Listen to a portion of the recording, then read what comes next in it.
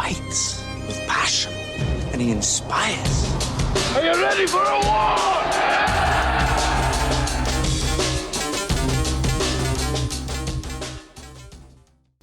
All right, welcome back to From 8 Arbitration. I got the man himself in today, in studio, Mr. Mike Caref. I'm here. I mean, I'm looking at him. We're about 2 inches from this mic. I have yet to order 2 mics for people to come in here and do this. And so, we look weird. Congratulations. Nobody can see. Congratulations to United Airlines getting me here again and getting me back home again. So we'll be good. So we're going to do some more questions from Mike today. Tomorrow I'll come back and do another episode on 6-day counts because they are full bore right now. Just got finished with my 6-day count, and so we'll see. We'll see how it turns out. I already got a lot of grievances I'm going to file, so that'll be fun. But if you called me at any time during this week and I swiped your call, forgive me. But I was ridden with 3 days, and so cannot answer the phone when they're riding with you. All right, that's a no-no. So. Or emails. If you emailed me, I didn't get back with you, I will get back with you. All right. So if you called me and I swiped it, don't be offended. It's just I had no choice. But so anyway, tomorrow we'll get back into some 6-day counts, some very interesting stuff we'll talk about, and then we'll do it again next Sunday, and we'll just keep doing the 6-day counts because these grievances will keep being filed months from now, because once they do the implementation, there'll be more grievances filed. So we'll talk about all those things starting tomorrow. But right now we got Mr. Caref. He's got about 3 hours with me, right? About 2:45. Got about 2 hours and 45 minutes with me. But we're going to get into some more questions. I'm going to take all these off of Discord. And so some of these may be redundant. You probably already answered them before, Mike. If you want to touch on it again, brother, you're more than welcome to do that because it's been a while since you've been on. But we'll just do that. All these will come off of Discord, and they'll just keep going until what time you got to go? Well, we got 3:45. All right, so about 3:30 we'll wrap it up. All right, so we'll just keep going until about 3:30. And just so for all the listeners, I listened to the previous episode. It was June 23rd. I listened to that one this morning, so I would kind of, so I won't just repeat and say the same stuff. So if it's already a question that we went over, I'll just try to keep it moving and get to something else. But the Discord people, man, they're intense. So this should be good. Should be good. It's a different group, man. Yeah. It's a different group on Discord. I told you they had that one cat crying on Facebook. That he ventured in there like a little lamb and got his ass wore out. The lion's den. And he cried for 3 days on Facebook. I saw him telling people, I appreciate all the people reaching out to me. I was like, damn, they traumatized my boy on that. But it's a different group. But anyway, we're going to get into Discord, and we'll hang up about 3:30. All right? Sounds good, so my let's brother. get started. Make sure you get close to that mic. So the first question, what are you trying to accomplish that is different from the CLC ticket? Yeah, that's one of those we probably went over extensively last time. I don't really know exactly what the difference is. It's just a matter of figuring out who the best candidates are. Is making sure that those people that are running for the various positions in 2026 are the right people, and making sure that we're going to win that election. That's what it's all about. All right. This is a good one. What would you say is your biggest accomplishment as a union representative? What would you say is your biggest failure as a union representative for the NALC? Probably the biggest accomplishment has been some of the things we've accomplished in the grievance procedure in Illinois and in my branch 11, prior to me becoming the business agent. We really have a strong union and a lot of strong branches in Illinois, and I'm proud of that. And I'm proud of a lot of things that we've done. A lot of things in the grievance procedure that people told me you can't do, and we did them, and we're sitting in a really good position. I had a meeting with one of the district managers this week, and he was trying to get me to come down off of a position. They have a position, so they're supposed to provide information to the union, right? And their position is that they're going to create this clearinghouse for all of our requests for information, and all of our stewards are going to send those requests, and they're like, hey, you can fax it, you can email it, you send it to this clearinghouse. And I said, why would we as a union negotiate against ourselves? We already have the right. The National Labor Relations Act is clear. We have the right to this information. Any steward can give that information verbally or in writing to the supervisor or whoever they want to, and that person's responsible to provide us the information. You hired these people. So if you want to have a central clearinghouse for your information, all you got to do is the people that work for you, as soon as they get this request in, either verbally or in writing, they submit it to the place where you want the information to go to, and then you'll make sure that you're in contract compliance. And he's like, this is just how we want to do it. You're not going to help us. You just want to keep winning these grievances. I said, look, man, we're holding all the cards at this point because we beat you up so bad in the grievance procedure. And so I think that's the thing I'm most proud of, the non-compliance grievances, emergency placement. There's a whole list of them, things that we've been able to accomplish in the grievance procedure. My biggest failure is in working with the executive council. And I still love those people, each and every one of them. But, man, I cannot move that thing to a place. To me, the executive council is not functional. They're supposed to run the union in between conventions. And we're not running nothing. We're not making good decisions. We're not having good discussions. We're not able to make progress as a union. In my opinion, a lot of that has to do with the failure of the executive council. So I've tried to play a good role within the executive council. I've tried to put us on a good path, and I don't think we've got there yet. So I'm going to keep trying, though. For you guys that are listening, I will keep trying. What's more important, you winning the presidency or Renfro losing? Renfro losing.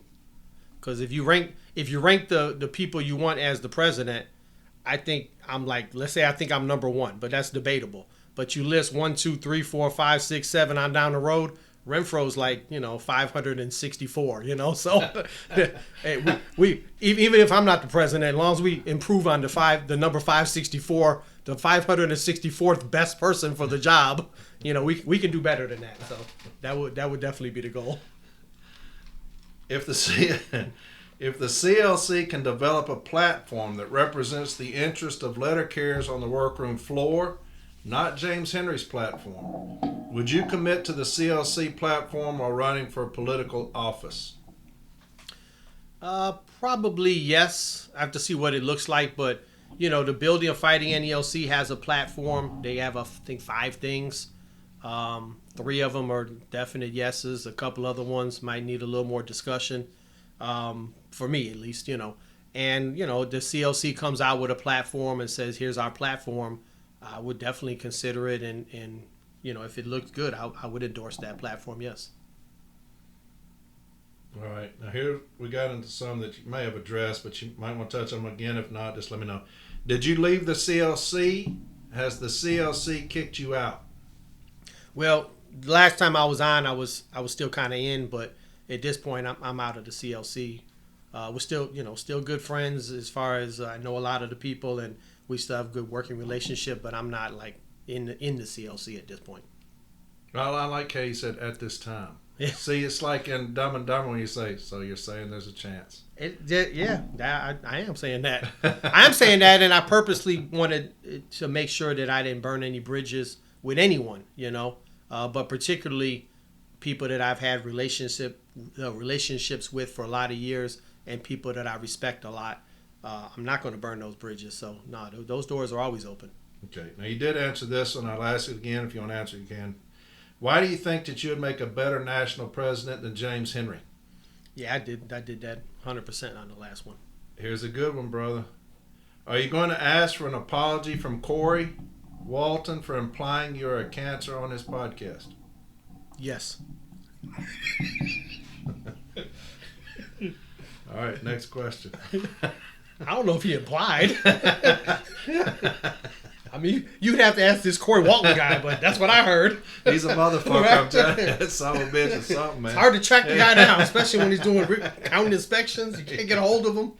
And don't call him during 6-day count either. But that motherfucker will say anything. All right. Are you concerned about splitting the vote and paving the way for Renfro getting reelected? What would it take for you to agree to be on the CLC ticket in some fashion, such as vice president? The last part, I would have to think that the person that we're running for president is the best person for the job. So if that happens, then I would definitely get out of that person's way. I don't know. Everyone talks about a ticket and a slate and all that, but once again, you can't run as a group. You have to run as individuals for the individual positions, and that's what I'm focused on, making sure we have the right people running for the right positions in 2026. All right. What sparks the fire within you to want to step up and make a change? This is 3 parts, so go ahead and answer that when I get to the next one. Yeah, so I guess it's just been in me forever. I can even remember going back when I was a little kid in grammar school. They wouldn't let us wear short pants to school, and got everyone together, and we wore shorts one day. I think we might have got suspended, but we didn't care. But even within the union movement, it's always been a thing of can we do better, and if we can I help to make it better. I've never been afraid of change. Change is constant. Change is going to control you, or you're going to be able to control the change. And so I've always had it in my mind that we should always be looking at doing something better, doing something different. Never been afraid of that. I know as a leader, you have to make sure that everyone is on the same page and that you're rowing in the same direction and you're working together. And sometimes people get comfortable. We all do. We're creatures of habit, and we're comfortable with what we've been doing.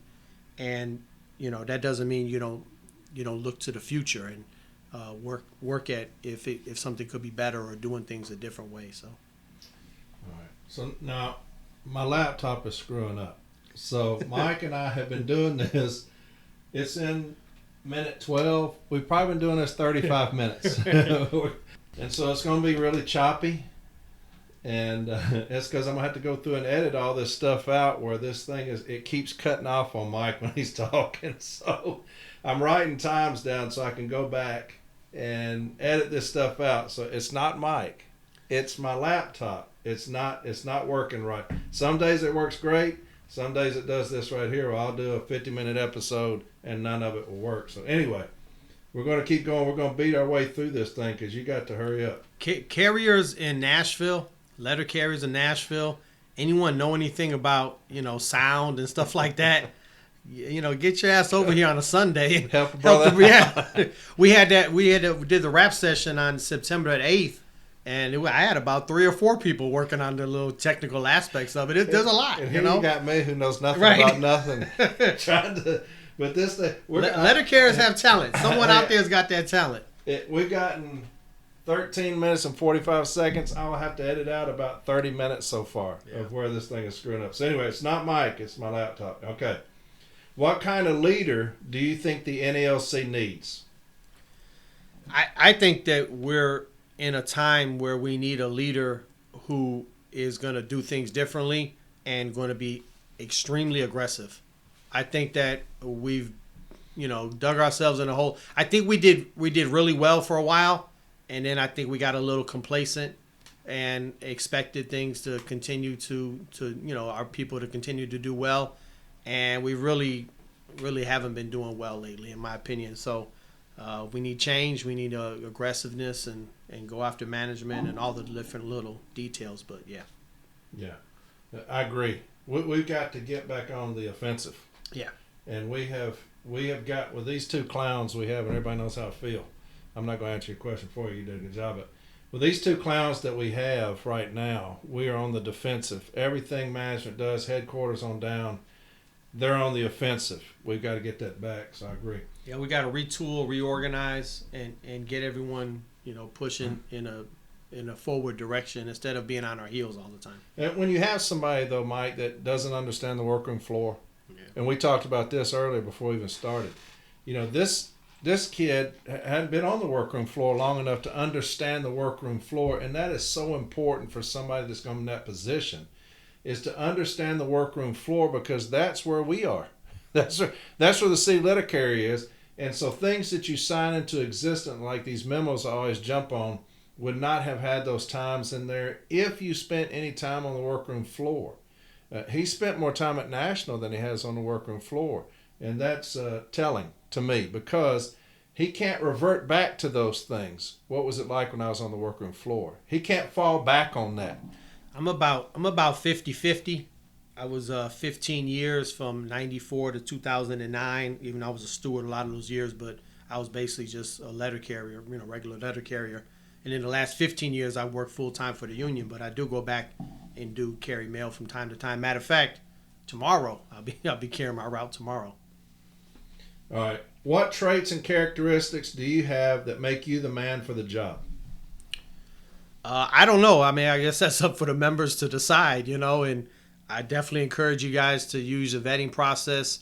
It's a time where I'm prepared to travel. I mean, obviously I'm here in Nashville, but I'm prepared to go anywhere in the country to talk to letter carriers. So if you guys want me to come out, set that up so that I can come out there and talk to your branch if you're having some type of event or just a meeting or whatever and see what you think.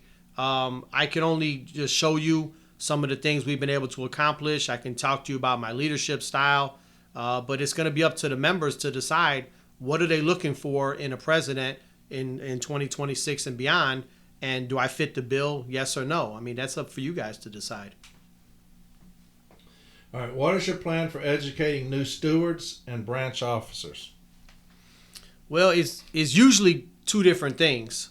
Although the president, it straddles the both arenas because the president is the chief steward.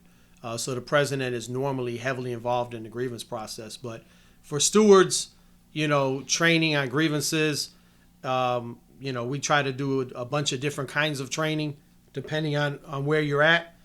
You have basic training, you have people to do informal A, people to do formal A, you have training on different topics and things like that. So there's a lot of different ways to train stewards.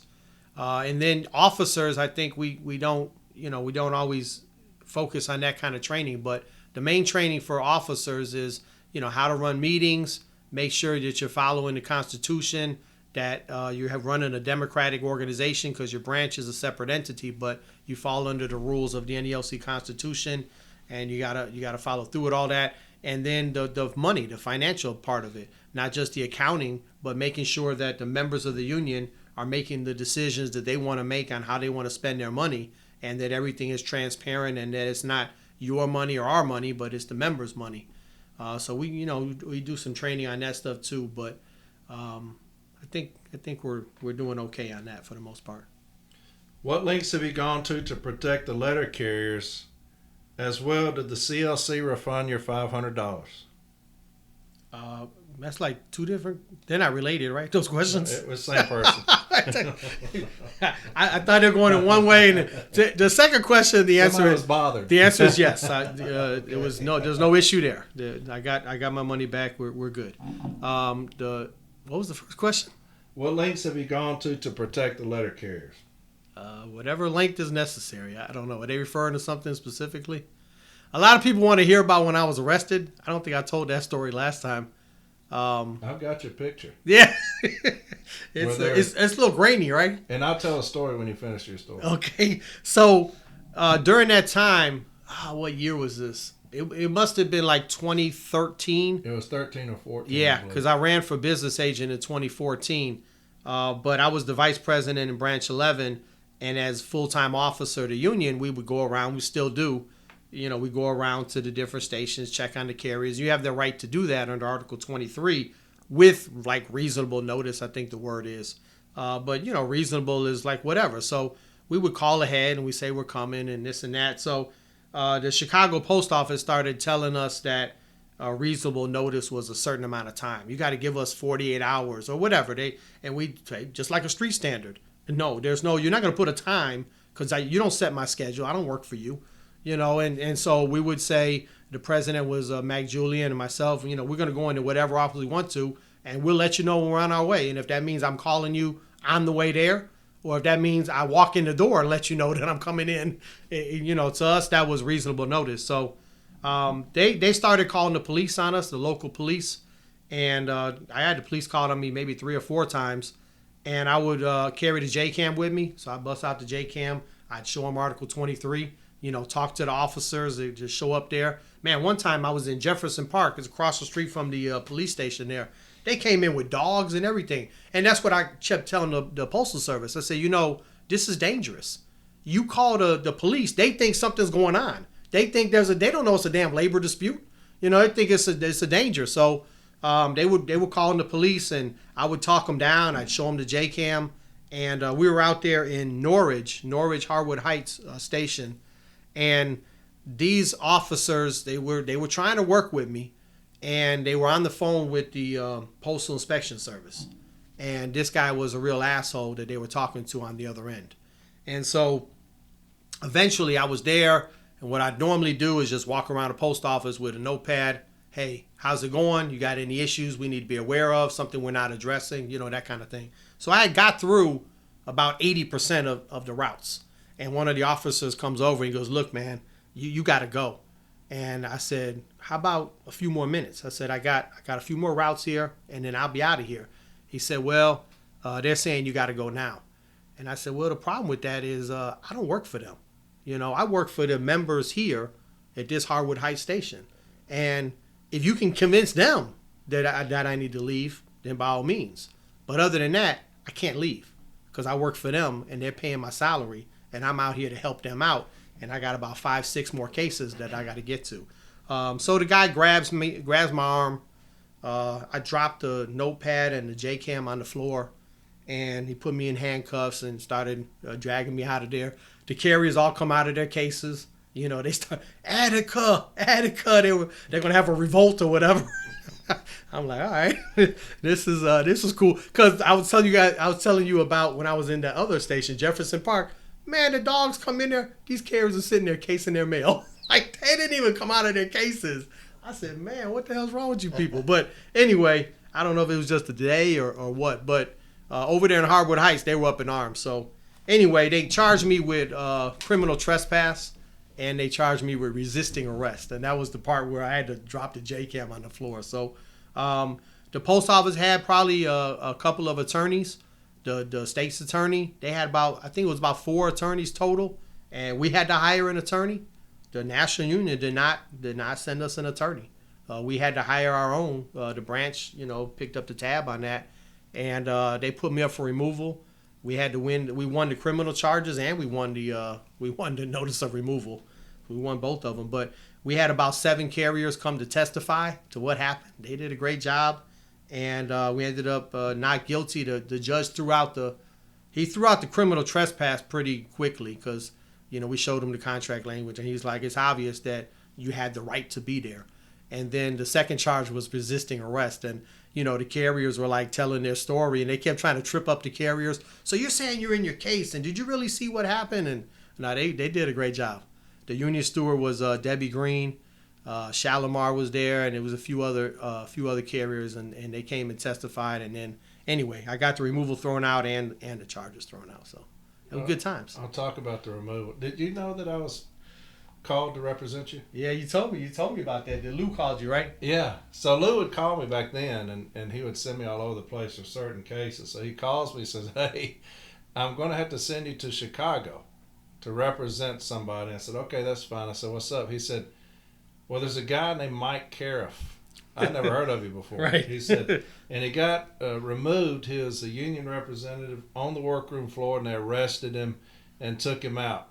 And I said, okay. I said, just let me know when. He said, just be ready. Of course, they resolved it, so I never got to go up there and the funny part of it. Show you my skills. Yeah, man. That would have been a good arbitration hearing. That would have been fun. We would have thrown down in there. Oh, man, that would have been a blast. Hey, good witness. You would have had good witnesses, man. Them carriers were ready. But it just to show you guys my mindset, at the time when I told the guy who was the business agent, I said, I'm going to run against you in the election here in this was the early part of 2014. The election was going to be the later part of the year. He had my notice of removal. And I didn't think nothing of it, and I'm telling people the story afterwards because he was, pissed off about it. And they're like, he's got your removal, right? I said, I never thought about that. I just go. Could have had a resolve that you could resign. Yeah, exactly. He could have, yeah. I mean, legally he could have resolved it anyway. But no, he didn't do nothing like that. And to his credit and Lou, they were there to help me out. And the union did what the union is supposed to do, and we got the thing thrown out. And we did a preemptive grievance on Article 23, and Joel Marcouche, I think that's how you pronounce his name. He's one of the RAAs in Region 7 now, but he was a Step B rep in Minneapolis, and they sent the grievance to Minneapolis, and he got them to admit that the post office violated Article 23. So we took that decision, put it into the removal file, and it's like, how are you going to put him up for removal if it's something that you violated? The Postal Service is the one that violated Article 23. So it was definitely a team effort. Everyone worked together, and we did fine. But we're not scared. We're not scared. And I remember another station I went into. It was funny. This was one of the downtown stations, and I go in there. It's a big old post office, and I'm kind of in the middle of the floor, and nobody's around me. And this one of the big fat Chicago cops comes up to me, and he goes, "You got to go." And I gave him the whole story, and he said, "I don't care what that says." He goes, "We could do this one of two ways." He said, "Either you leave voluntarily, or I take you up out of here. And if I take you out of here, I'm gonna put you in the cell." I think it was a Friday. He said, "I'm gonna put you in the cell, and we're probably going to forget about you for the weekend, and then you can deal with that on Monday. You can call whoever you want or whatever." And I looked around, and it was like no carriers around, right? Mm-hmm. So I'm like, this is stupid. I said, all right, I'll just leave then, Mm-hmm. And I left. I go back to the Union Hall, and I told Mac what happened, the president. He goes, "Oh, no." He goes, "No, we're not doing that." He said, "We're going back right now." So we did. But we went back, and the cops wasn't there. But that's the upbringing I have, man. Is that if you have a right, you have to stand up for the right that you have, and you don't give up the rights that you have in any circumstances. You mentioned on the last podcast on developing stronger Article 15.3a language to tackle non-compliance. How would you craft such language? That's part one. Yeah, it may be as simple as putting a provision in Article 15 that says that settlements at any level have to be adhered to. I mean, that language is not in there. There's language under the arbitration section that says regional arbitrations are final and binding, but it really doesn't say that. It's kind of implied, but it doesn't say that about informal and formal A. So maybe it's just that simple. Maybe you have to figure out language that if this is violated again, what would happen? What would be the recourse? Maybe you have to set up something procedural. Like, for example, if I get a decision that says this is what's going to happen and it doesn't, what does the union do about that? Maybe you force the Postal Service to set up some type of compliance team or something, or you know what I mean? There's a lot of different ways you can skin that cat, but you got to do something, in my opinion. There's no incentive for management to comply right now. Right. That's the problem. That's the problem we have. To me, I've always talked about it's one of the top They're three. playing with monopoly money. Yeah. It's one of the top three issues we have is non-compliance. Our president, I went to the COP down in Florida, he had no answer. Right. And it was so frustrating. You can see these presidents one after another getting up there talking about their issues. You had non-compliance of years of signed grievance settlements where managers just didn't pay them. And we have 20 B team decisions on the same thing. They're just not paying them because what's the incentive? I mean, there's talk about going to the NLRB. There's talk about maybe going to federal court to, push for contract compliance. But my thing is, when you're negotiating a contract, that's your opportunity to negotiate over what you think it should say so that it works for both sides. And I really have a feeling, and based on conversations I've had with the president, we're going to miss this opportunity to correct and fix and improve upon the language in Article 15 during contract negotiations. And that's a shame.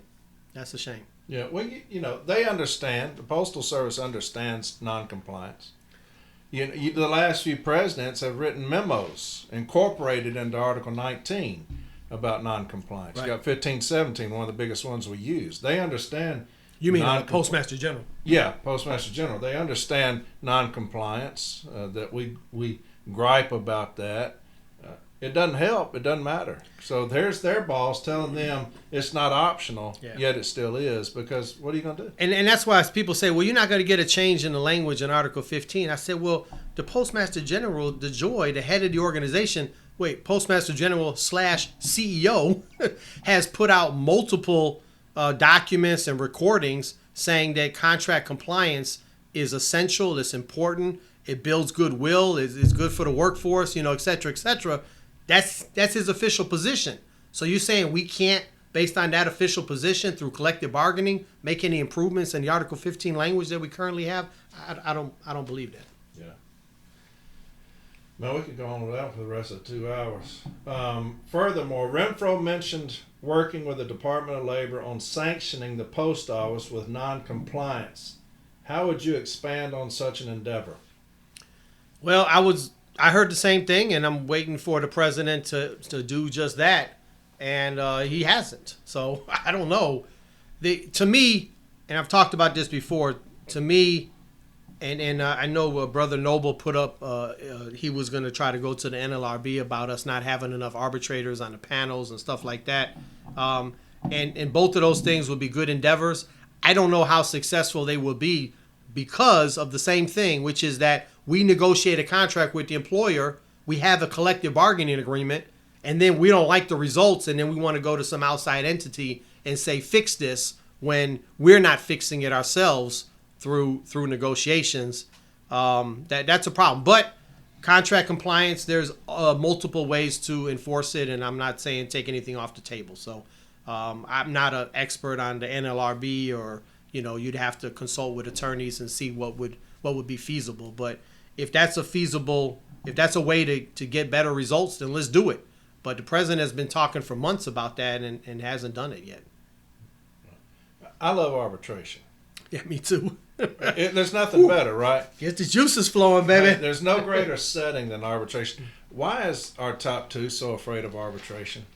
I have no idea, especially with the... That's not I just made that one up myself. So let's, here we are, September 22nd, right? And every day that goes by, every week, every month, we're looking around saying, what the hell is the delay? Contract negotiations have been going on for 19 months now. At some point, you have to have gotten to a point where there's a disagreement, there's a dispute, there's something that you have to go to a neutral arbitrator to resolve, right? It's like if you had a case and can you imagine spending 19 months going back and forth with management's advocate over whether you're going to resolve it or not? You're going to do a pre-arb. At some point it's like, all right, we got to go to arbitration. And when we went out on strike in 1970, we won the right to have this collective bargaining process where if we don't like what the post office is saying in negotiations, we tell them, okay, no problem. We'll see you at the arbitration table. And we have the right to take that issue to the neutral arbitrator and get either what we want or what we deserve. And for us not to exercise that, for whatever reason, I can't figure that out either. Are you scared you're going to get a bad result? Do you not know what you're doing? Are you? I hope this is not the case. Are you wishing that the post office is going to start acting right at some point? Because if you're waiting on that one, it could be a while. But it just makes no sense at all. And President Renfro keeps putting out these kind of fake updates and basically saying, we're almost there. We really haven't come up with anything yet on the uniforms. You're like, what? The uniforms? We knew that was an issue 2 years ago. You started negotiations February 22nd of 2023. You haven't talked about how to fix the uniform program yet? You haven't figured out what CCA pay is going to be if you're going to keep the non-career workforce? He said in one of the things, because someone taped it, we don't get no updates on the executive council, I'll tell you that. But I heard one of the tapes, and he said, top pay is an issue because top pay goes on forever. Because even into retirement, people are getting a portion of their top pay. The top pay sets the stage for many, many years. Well, yeah, we knew this, like I said, February 22nd of 2023. What is new about that? If you had all this information, you have to figure out, okay, here's what we can accomplish. Here's what my bottom line is. And if the post office can't get there, then we have to go to arbitration, particularly in today's environment where there's inflation, where we're losing money, where people are quitting the job regularly, where there's all these problems on the workroom floor, there's all these problems in the grievance process, and the job is not desirable and people aren't applying for it. In this environment, you got to be very, very aggressive. And aggressive in this environment means if you don't give us what we're asking for, we're going to arbitration. Got to. You get a DRT decision, and it says the DRT has resolved this grievance. Right. There's another thing that they say. The DRT has decided to impasse this grievance. Right, exactly. Impasse means we could not come to a resolution on this. We've done everything that we could, and we've decided to impasse this because we have come to an impasse. and the DRT sometimes takes too long, but they never take 19 months. As president, Mike Caref as president, what timetable would you put on, hey, look, Postal Service, look, whoever I'm working with, Tolino, DeJoy, whoever, look, we have come to an impasse on this, on these negotiations. The legal limit, which is 60 days after the expiration of the contract. So 60 days, Yep. You're going to say, hey, we got to, you want to get into a room? We can get into a room if you want to. We can get in, we can go to the nicest place in the country, and we can sit there for 2 fucking weeks. At the end of that will be 60 days. Yep.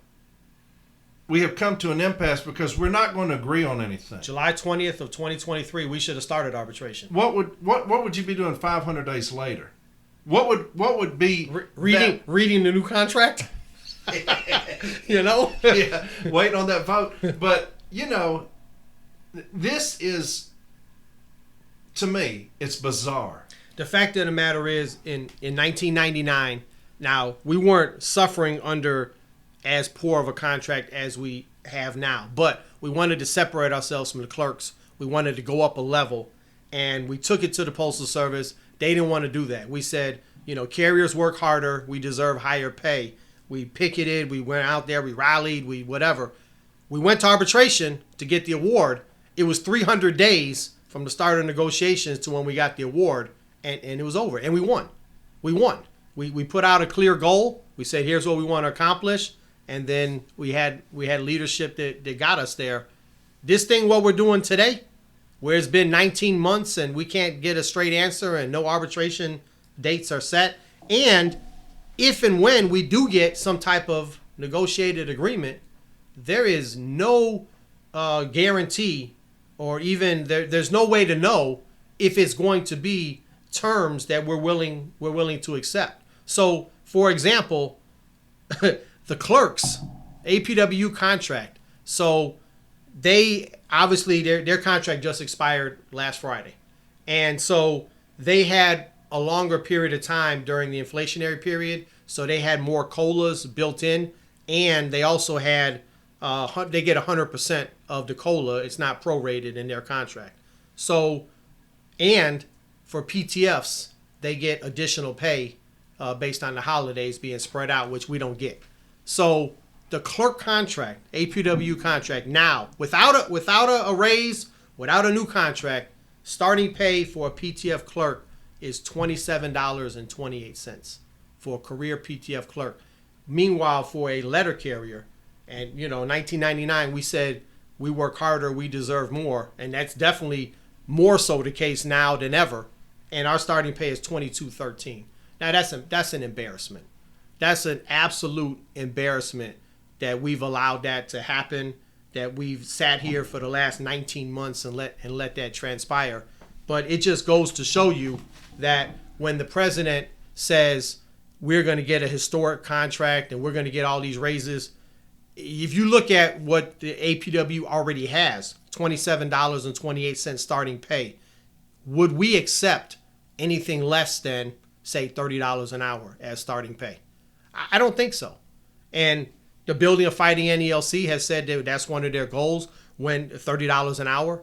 When Amazon workers, they're trying to get organized, and you look at the YouTube clips of their rallies or whatever, the first demand they put on the table is $30 an hour starting pay. That's working for Amazon. That ain't working for the United States Postal Service, being a letter carrier out there in the street and in the community and all that.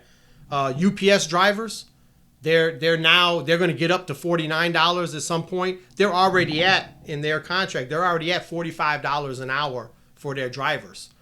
And it takes about 3 or 4 years. 4 years. It takes 4 years for when you become a full-time driver to get to the $45 an hour. And the starting pay, I was trying to calculate, I think it's like $32, the starting pay. But in 4 years, they're already up to $45 an hour. So we go in there, we're so far low, we're so down at the bottom, so underpaid, that whatever we get from the post office willingly in a negotiated agreement is going to be a lot more money than what we're making now. But is it the contract that we deserve? Is it what we're going to vote for? Because we'll all have a chance to vote. And that's the thing there's about the time frame that we're in. Everybody is worn down by the constant, do we have a contract? Do we not? What's going on? Is it going to change? Everyone is just on pins and needles and on the edge of their seat. That what I don't want to happen is that when they do put a contract in front of us, that we just jump at it and say, oh man, that's a raise. We're going to get back pay. We're going to get, without actually taking a sober look at it and saying, is this really the contract that is going to fix the problems that we have? Is this a fair contract? Is this a just contract? Is this the contract that we want and that we deserve? That's the question we're going to have to ask ourselves in any ratification vote. And because President Renfro has been so untransparent and has not shared details of what the negotiations are back and forth, we don't know what they're going to come up with, if that's going to be something that we're going to vote for, yes or no. We'll see.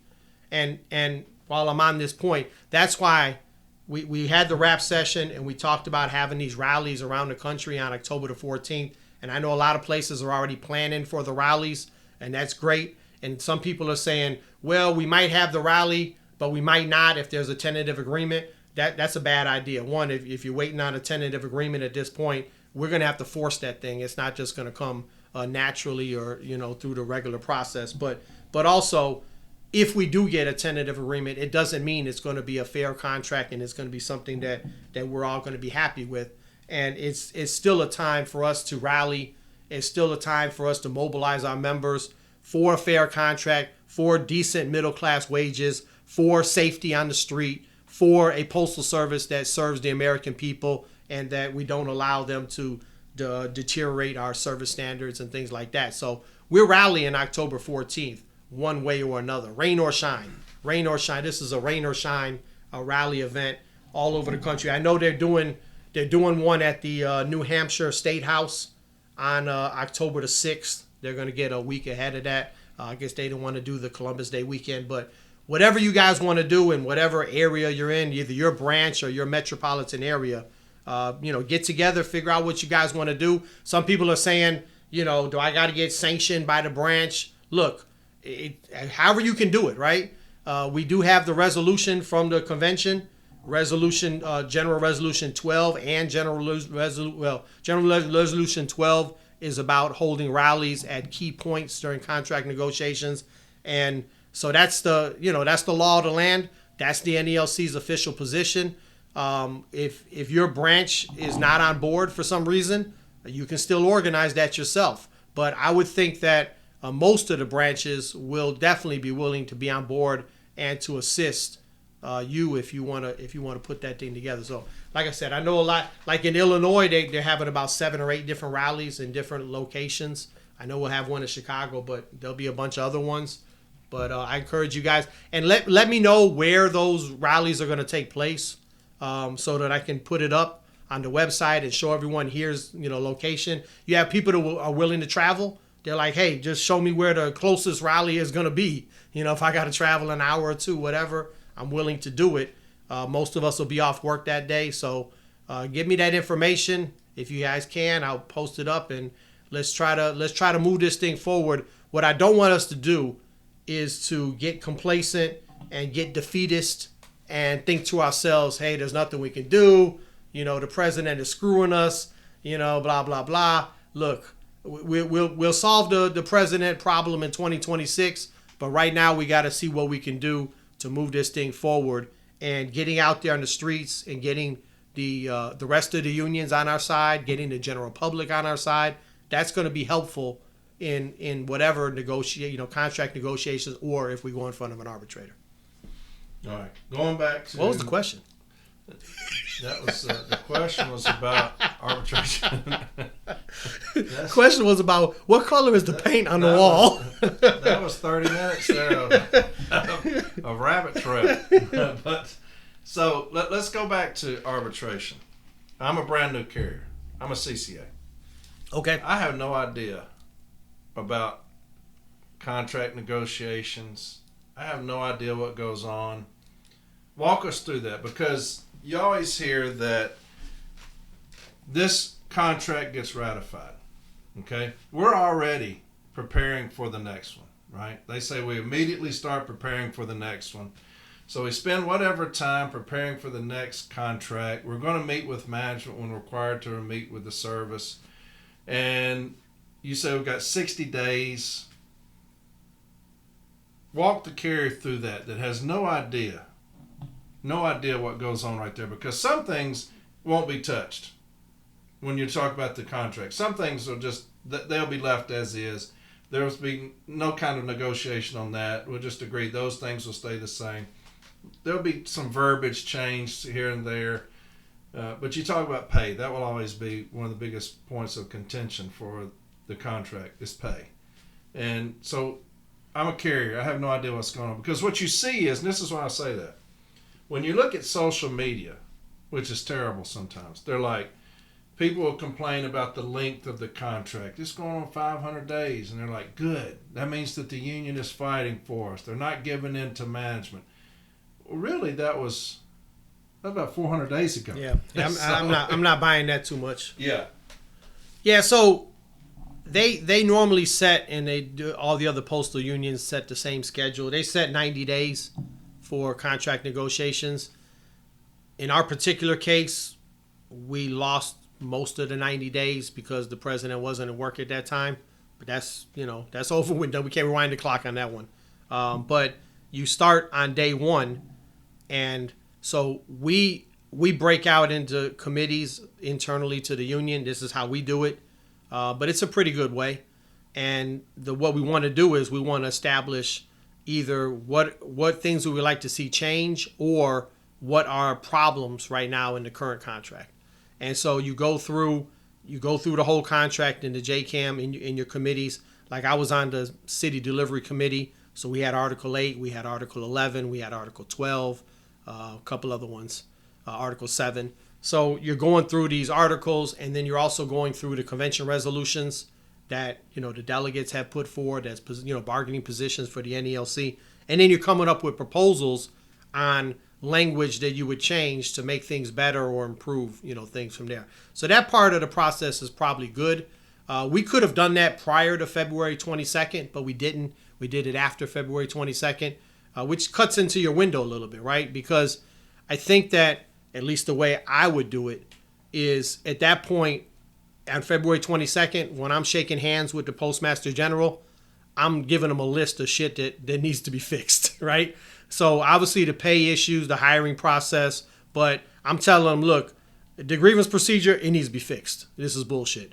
The transfer, the fact that someone has a baby, they don't get on maternity leave, whatever. We got a long list of things that need to be fixed. And all of these things need to be fixed. The mandatory overtime, it needs to be fixed. And so you have to get at that point, the Postal Service has people as well, and they're out there in D.C., right? So you got people coming from all over the country, labor relations, or they're, a local postmaster, who knows? They put together their team, right?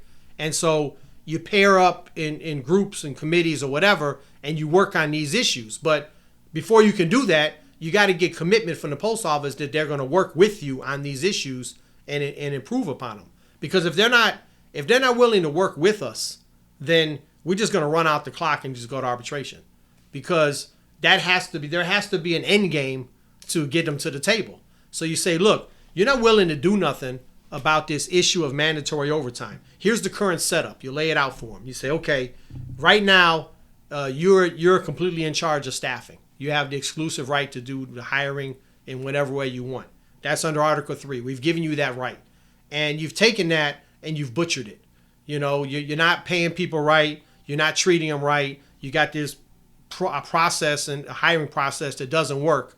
And because of all that, if I'm a regular carrier and I'm working on my route, there are times when you're telling me I not only have to deliver my mail, but I have to deliver mail on this vacant route because you didn't staff it properly. Now that's a non-starter. We're not going to enter into a new contract with the same setup again, because that setup doesn't work for my members, right? So you start there and you ask the Postal Service, are you willing to work with us to improve upon this language and make it so it's workable for both sides. It's a yes or no question, right? And, you can look at it like, here's our demands, or you can look at it like, here's what we need fixed.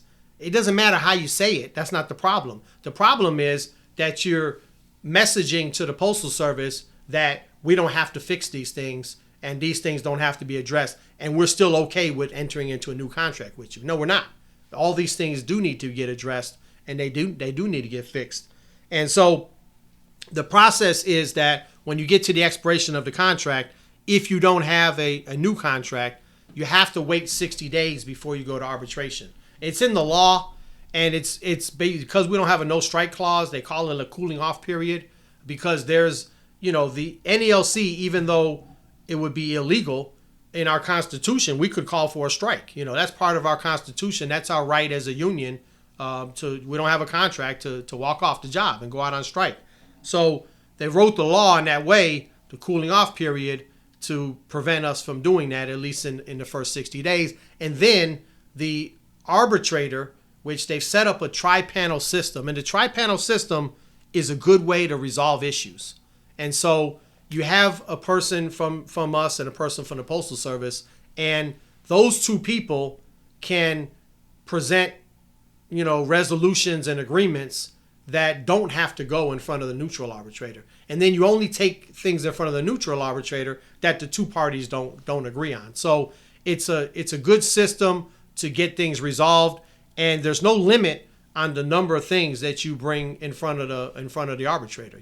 So if you do it right and you let the Postal Service know where the deadline is, then hopefully they will negotiate in good faith. If they're not, I'm shaming them. I'm going to the Board of Governors. I'm going to Congress. I'm taking notes about the time that they're spending and the lack thereof, and how we brought up these issues and they weren't willing to work with us, and then either we get those issues resolved through the neutral arbitrator, or we get some pressure from their bosses, because at the end of the day, the Postal Service represents the American people through Congress. That's how that thing works. And there's a Board of Governors that directs them on what they're supposed to be doing. So there's a lot of ways to apply pressure and get this thing moving. But the approach that we've taken, if you're a new CCA or a new letter carrier, and someone tried to explain to you the approach that we've taken over the last 19 months, it makes no damn sense. Like, what we're doing is, it's not a way to get to the goal we need to get to at all. So there's no transparency. Right. He doesn't tell y'all anything. No, and I'm on the executive council. So, as Mike Caref, why is it taking 500 days, in your opinion? Time at task, and there must be some type of fear on our side about going to arbitration. There has to be, and I don't understand why. I don't understand why. I gave the example of 1999. Some people give the example of 2013 or 2012, and then the DAS Award, January 10th of 2013. But even the DAS Award, there were some things we won in there. If you fight, you have a chance to win. If you don't fight, we're losing every single day that this thing goes on. We're losing every single day. More and more people quit the job. Every single day, people are just not happy. They're not keeping up with the standard of living. They're going to a workplace that is hostile, that doesn't work. There's a lot of antagonism. The grievance process doesn't work. Every single day that this goes on, we're losing. The Postal Service, if you would have asked the Postal Service on May the 20th, how about just renew the same contract for another, same contract, same terms. Go ahead and renew it for another 3-4 years. They would have jumped at that. Oh, absolutely. We'll sign our name right now. So we've let them operate under the same contract for 1.5 years since then, when it's obviously a contract that benefits the employer and not us. So that's why, anyway, there's some circumstances where you might want to slow drag the thing, right? And it would make sense. Like, for example, in the situation with the DAS Award, that was one where, we were probably gonna lose something one way or another, and to slow drag that thing, because our TEs were making 22.15, and then they cut us down to the CCAs, and they had to come in at 16.25. So in that case, if you're gonna slow drag that thing, hey, it's probably in our interest to do so. But in this contract negotiations, this round, it's not in our interest. and we're losing. That's all I can say. But get your ass out there on October the 14th. Make your voice known. Don't despair. Don't just sit there and yell at the wall. Don't kick the dog. Get out there in the streets and let's have a little fun. Let's get out there and show the American people that they have a valuable resource in us. And we're essential workers, but we're getting disposable pay right now, and we deserve more. All right, I'm going to throw some things at you, and then I'm going to get back to questions. As Mike Caref as president, are these national level grievances to you just a yes or no? Certifieds in the DPS? No. All right. Well, I'm going to ask you why. The why is because, and it is something worth pursuing. In other words, you develop the facts in a grievance and try to see where it goes. But I think at the end of the day, we don't have a legal way to pursue this just because the Postal Service controls the Postal Service. They control the management part of it. So what they've done is, instead of them sending certified mail through the cage at the post office and you get it in the morning, they're sending it through the DPS machines. But that's not something that we can negotiate. Well, I don't think that's something we would be able to negotiate over. I don't think it would fall under Article 19, handbooks and wages and working conditions. I think that falls under a managerial decision, even though it does affect us. And I don't think it affects us as bad as you and some other people have indicated. But I know it does affect us. But the way it's written right now, we get a minimum time for accountables, right? And obviously it affects us in that before we were getting more than the minimum, because a lot of times you had more certifieds or more accountable mail than the minimum would allow. But you get all the time.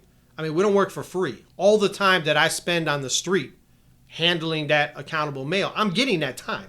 I'm getting it on the street, and in the office, I'm still getting the minimum, even when I have no accountables in the office. So a lot of times, a lot of carriers get no time in the office for accountable mail. I mean, they don't spend any time on accountable mail in the office, and they're still getting the minimum.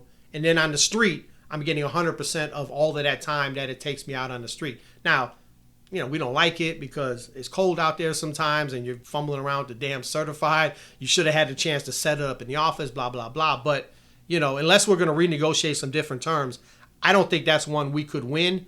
And I think we have to just kind of let that one go. But it does deserve a further exploration and further development of the facts, in my opinion. I disagree with that. I know that Eddie Davidson, I saw somebody put out a pre-op. I don't know if you they saw won that. A couple of them. Yeah, they did. Where they said you're going to put it back into the office. You're going to take it out of the DPS and handle that in the office. I do think it's a working condition. I think that it's when you talk, just like this week with the 6-day count. We're going through our dry run, and this guy's telling us, hey, on your accountables, when they bring them out, I'm like, hang on just a second. We've lost all of that because they no longer bring around certifieds where we can fill out the leave slip in the office, put it in the mail piece, put it in the case. We've lost all that time. It goes back to, when did it start? When they wanted to go with these metrics, this hour office time. Anything they can do to take office time away from the city letter carrier, they've done it, and we have put up no resistance. Certifieds in the DPS is one of the biggest things to me because in the office, that's where, in 92 when I started, come around with the accountable cart. All the accountables were in there. The certifieds were in there. CODs were in there. Registered were in there. Express were in there. You'd go over to the accountable cart. You take the time, fill out the accountable log, and now we've come out with these new metrics. All the carriers need to be out of the office in an hour. Well, how are we going to, as a postal service, fuck them out of some of that stuff? Well, what is one of the things that costs some time? Certifieds. Right. Well, just rifle those through the DPS. We'll take all that time away from them. That's the reason I think they did it. I'd like us to, and I don't disagree that. So, and I've always had this opinion. They say, well, just get the carrier out on the street, and it's stupid because going back to the DOA system, it will have a average street time for that route, and that's the street time. That's their projected street time, no matter what, right? Yeah. So if I have 12 certifieds in the postal manager mindset, it doesn't matter because the street time is always the same. Well, that's PET. Yeah, exactly. If PET, you look all at their PET, programs, right? If you look at PET, your street time is constant. From January 1 to December 31. No matter how much mail, whatever, right? It's that's the same thing. And that's stupid. So I would like to see us go in a direction. You see the rural carriers, and they got these big cases, and they're in there as long as they want to be in there, you know. And to me, we've always tried to convince our local managers, and some people are able to do it. Hey, give me a little extra time in the office, and I can save you time on the street. Yes. You know, give me some time in the office where I got a roof over my head, and you know I'm not dealing with the elements and the crazy people. You know, and I can set this mail up in a way that makes sense, so it flows out on the street. Taking your DPS. So and you could do different things with the DPS. Sometimes you want to just kind of put it behind that bundle, but I think that's one of the things. You know, if I got a chance to, I used to tell them, give me 30 minutes. You know, to do something with the DPS and the parcels or whatever, and you give me that 30 minutes, I can save you an hour on the street. Of course, they never would do it because they got their marching orders. Oh, yeah. But if you could negotiate something like that, then I would spend that 30 minutes. I would be going through my DPS, pulling out the certifieds, because I want to mark those things up ahead of time. You know, that's my mindset as a carrier. I don't want to be marking that shit up out there in the street. You know, to me, that's too much. But you have people that still, you know, they want to flip the letter for the parcel. You know, people work in different ways. And I just think that you probably can't win that grievance. But hell, you might go forward anyway with it. Well, they're already doing it. Well, I'm saying, exactly. Yeah, and you made this point. We have nothing to lose. You know, you can't lose. They're already doing it. Exactly. So you lose, fuck. Yeah, you're back where you were. I agree with you 100% on that. I don't think it's properly in front of a regional arbitrator, you know. And I know in Region 9 they've got a couple of decisions on that, but they're not in front of a regional arbitrator. They were able to convince whoever they're meeting with on that one. And I'll have to look at this for you. I think A.J. Bro down in Lake Charles did win that. If I'm not at arbitration. Yes, I think so. I'll have to look at it. Yeah, I have to see. I could be lying. Yeah, well, but like I said, it's definitely worth exploring further. Most of my stuff I get from AJ Bro down in Lake Charles. He's one of those that I say he's old school.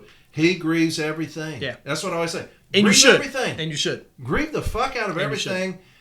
Keep these son of a bitches in arbitration. Absolutely. That's AJ Bro. You know, if I ever come up with a topic, he'll send me hey, I got this resolution. Yeah. Like, how the fuck are you grieving that already? It just came up. But that's him. Sometimes you make some progress, and sometimes you don't. But you don't lose. You ain't going backwards. No. You know, file the grievance. See what happens. Yeah. HIP. Yeah. HIP is a national grievance for two reasons. One, in the HIP memorandum, the way it's written, there's a guidance. There's a hierarchy in there, and I want to know, are they following their own memorandum? In other words, through their hierarchy, are they making sure that the training is actually taking place, or through their hierarchy, are they making sure that someone is checking a box to indicate that the training is taking place? To me, I want to know the answer to that because the HIP was a program that, was developed unilaterally by the Postal Service, but it was in response to the OSHA issues and as a response to Article 14 and making sure that they providing a safe workplace for the letter carriers. So I want to enforce the terms of that memorandum and make sure that they're following the memorandum. The second thing is the HIP sufficient to protect us from the dangers of the heat out there on the street? And there's a lot of people that think that the Postal Service should be doing some other things. Like, for example, they don't have to provide us water. I think it says, they gotta make it available for you to fill up your water jug or whatever, but they don't have to provide us water.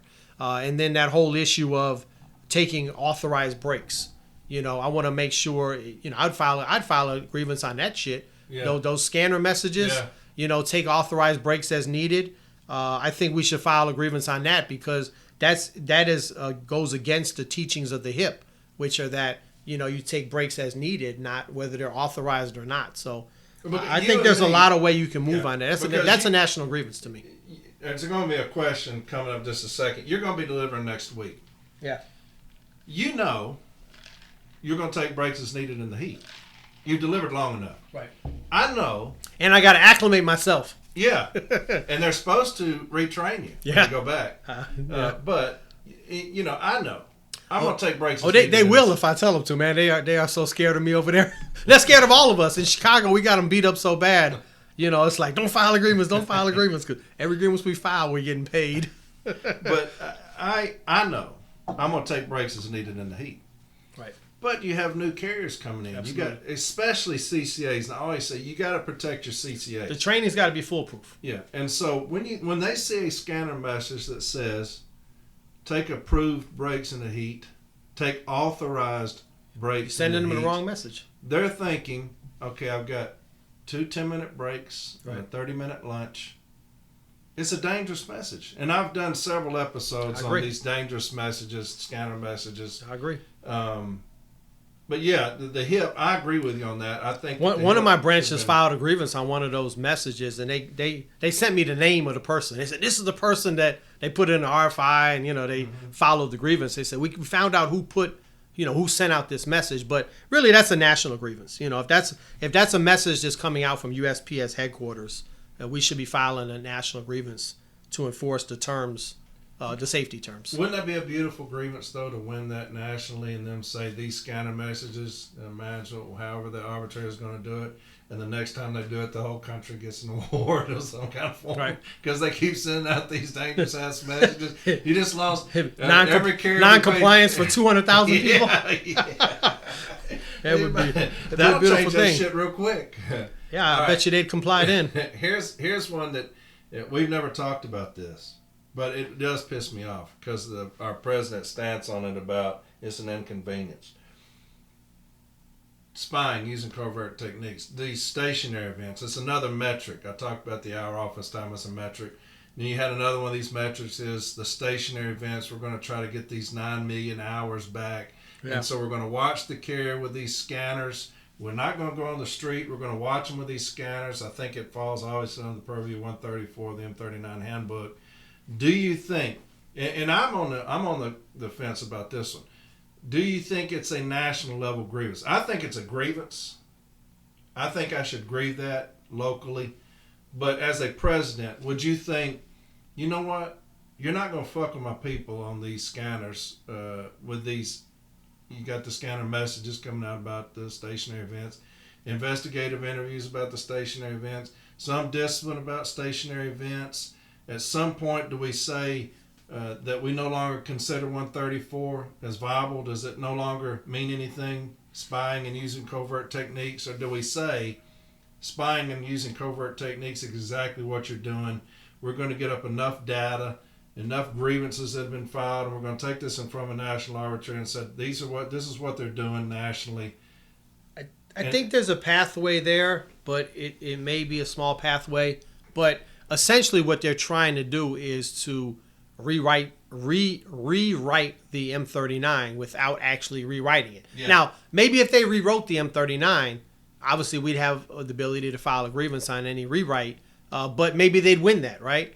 But what they're kind of doing is saying, we're not going to rewrite the thing in an overt way where you could obviously file a grievance. We're just going to change our behavior, not officially in the M39 handbook, which is the supervisor's guide. We're just going to change our behavior anyway without changing the language in the M39. Now, possibly that's something we could file a grievance on and say, hey, you're giving direction to your managers outside of the M39 in a way that negatively affects us. You're circumventing it. Yeah, exactly. That's exactly what you're circumventing so that language. There might be a lane there, but it's not clear to me that they can't ever they can't have a computer program that does whatever they want the computer program to do. So, for example, the M39 language that says you can't have covert spying, I don't consider, they announce. They say, we can see what you're doing at all times. We have the breadcrumbs. So to me, that's not covert. That's overt. They're telling you they can do it, but they're not supervising you in the way that the M39 envisioned. They're supervising you using technology instead of using the supervisor to visually see what you're doing. At what point does that cross the line to you? I think well, obviously the discipline, it crosses the line, but it also crosses the line, in my opinion.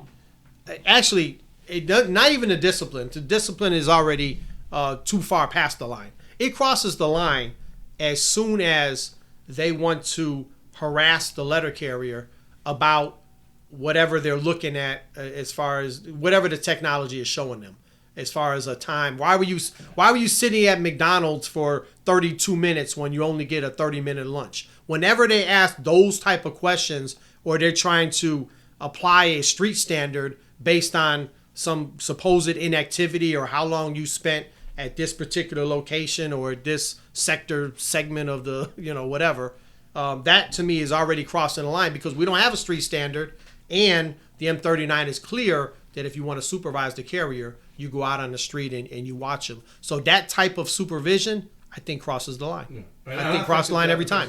Because I agree. Whatever y'all want to do in your computer, I don't give a shit. We can't control that, right? I don't care if y'all got 800 programs. You watch me. That's your business. And if they were using it, for example, if they were using it in a way to alert them of a possible issue. So, for instance, you're a carrier, and carriers are creatures of habit. And they're looking at you and they're saying, man, this dude goes into this pool hall every day to make a delivery, and he's in there for 46 minutes, and over 52 minutes here, 30, whatever. You're starting to see a pattern there. And you say, you know what? I'm going to go out there and see what's going on at the pool hall. I don't have a problem with that, right? That's you using the technology to assist you, and then that's you being a supervisor and saying, I'm going to go supervise this letter carrier and see what's going on. But that's not what they're doing. They're harassing you artificially, based on some predetermined ping. Oh, you went over this amount of time and that pinged you or whatever. That's bullshit. Yeah. That's harassment. That's not supervision. At that point, that comes into spying using covert techniques, because that's exactly how you gained that information, is covertly. Because they never went out there and saw it for themselves. And so I do agree. I think that's a grievance. I do agree. But they haven't established. What bothers me is they haven't established any misconduct yet.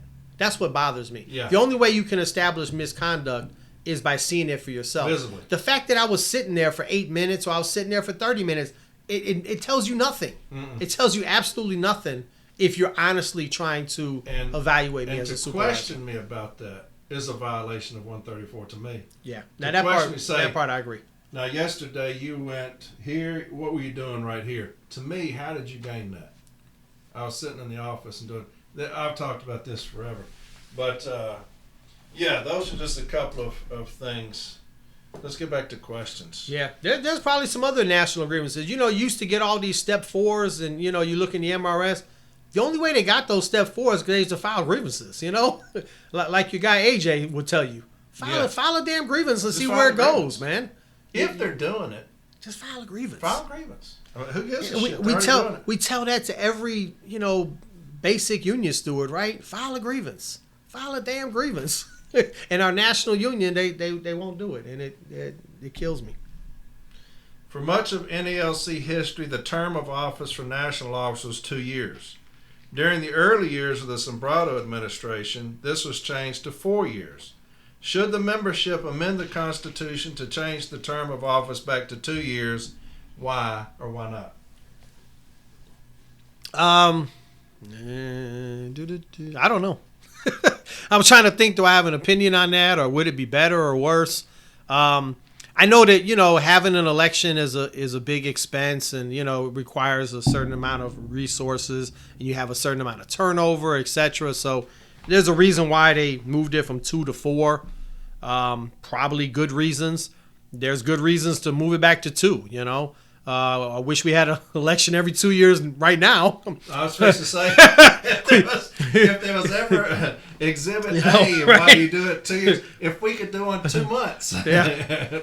This current administration is a perfect example of that. But, look, nobody brought this resolution up. This would be a change in the Constitution. Somebody would have to bring it up at the convention. So if whoever asked this question, you think that's a good idea, bring it up as a proposal in Los Angeles in 2026, and we'll see. Yeah, and there's pros and cons. Hash it out right there in front of everybody. Absolutely. And I know that we used to have one named Ben Johnson. I don't know if you remember him. I remember the name. He was one of the ones who was in the initial negotiation, the very first one. 1970? He dealt with Article 16.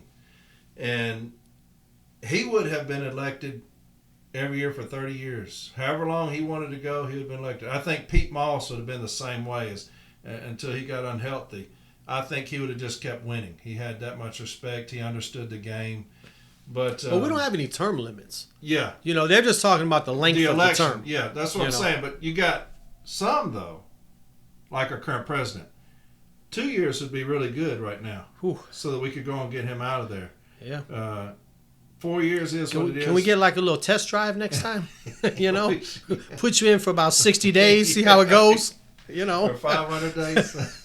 But no, we don't need you in for 500. That's what I'm saying. The 2 years, it looks really good right now. But like Ben, he could have just, you could have had a 30-year election. He would have just kept winning. People just kept winning. But 2 years right now sounds really damn good.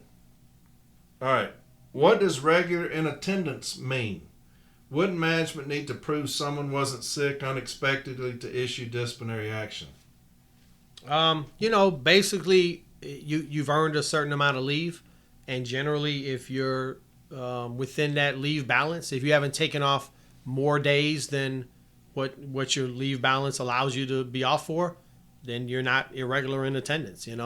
And so there's a lot of ways to fight those grievances and make sure that the Postal Service doesn't have an artificial policy about attendance a certain number of days or whatever.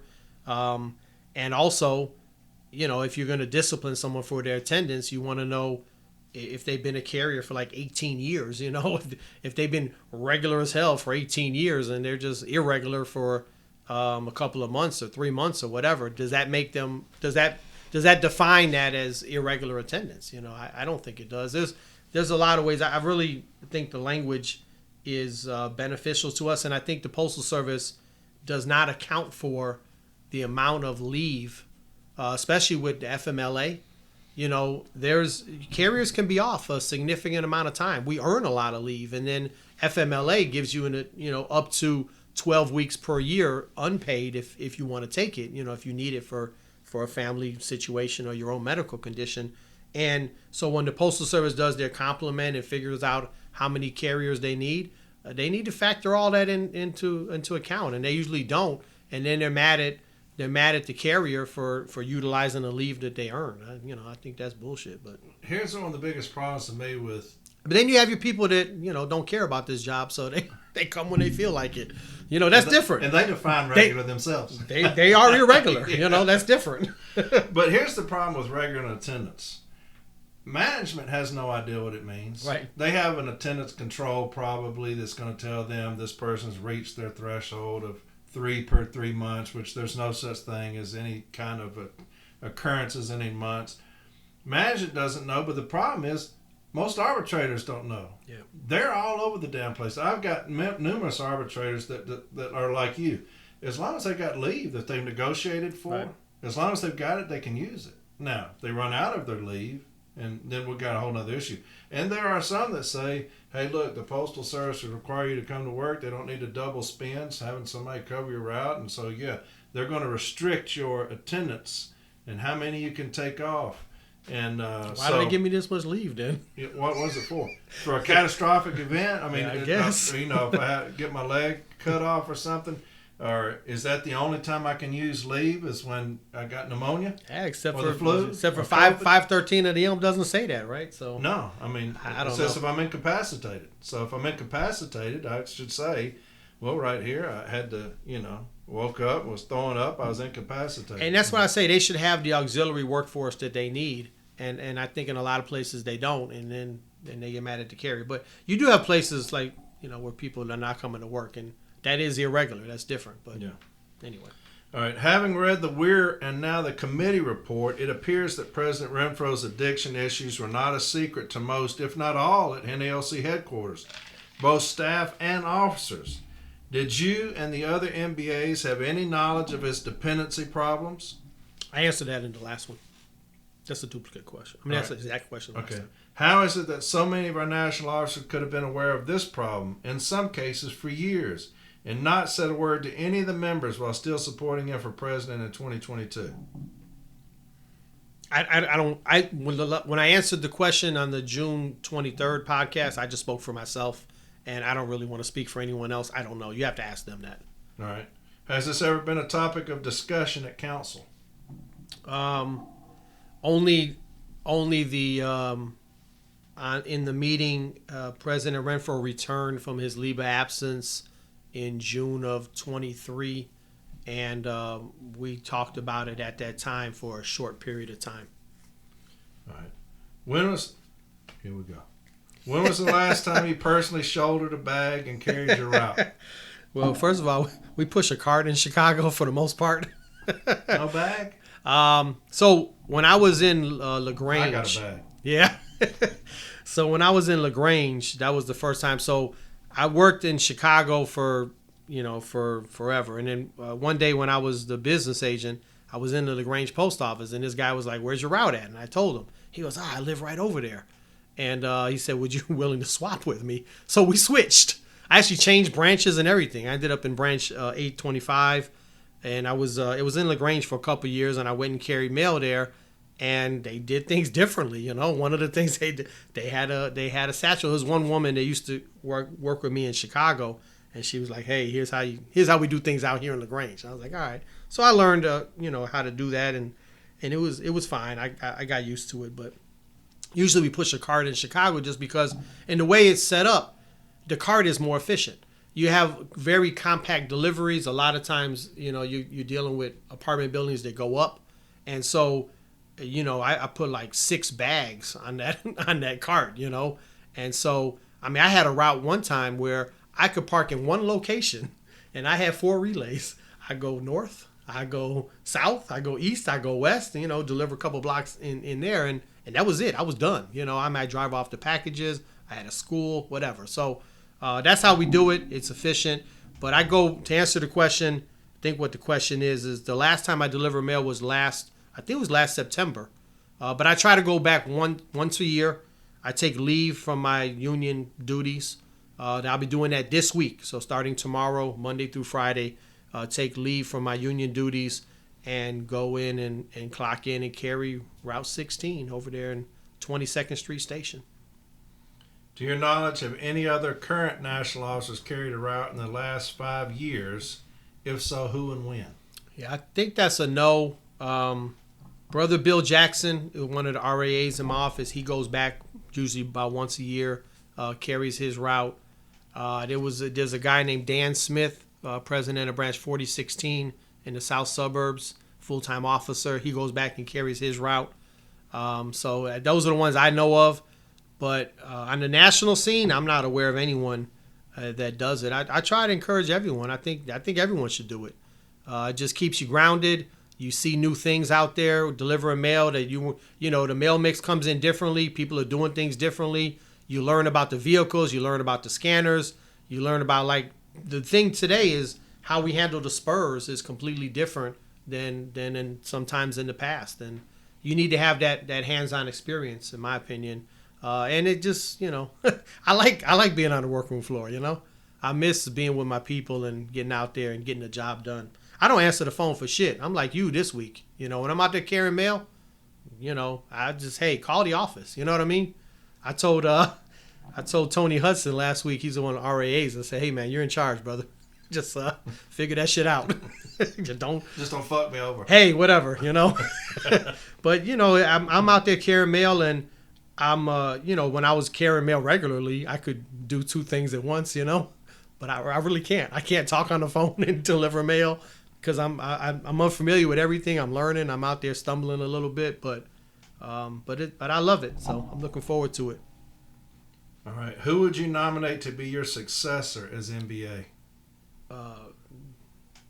I know who that is. I guess it's not a secret. Ronnie Morgan. Ronnie Morgan. I think he'll do great. He will, assuming he still wants to do it in 2026. I'll see if he'll message me. Yeah. I think he'll do great. I think he'll streamline some things. He'll come up with some different ideas, different ways of doing things, improve upon some things. He's got a good way with people. He's very smart. I think he's gonna do a great job.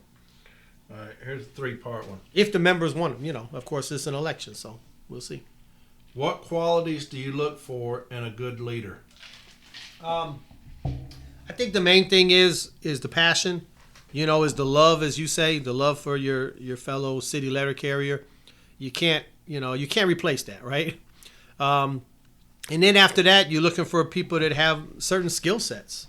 Do they have good organizational skills? Do they have good communication skills? Good people skills? Are they strategic thinkers? There's different skills in there, but you start with, do they got the right attitude and the passion? And then I'm always looking for people that work hard. I just think that if you don't work at something, you're not going to accomplish much.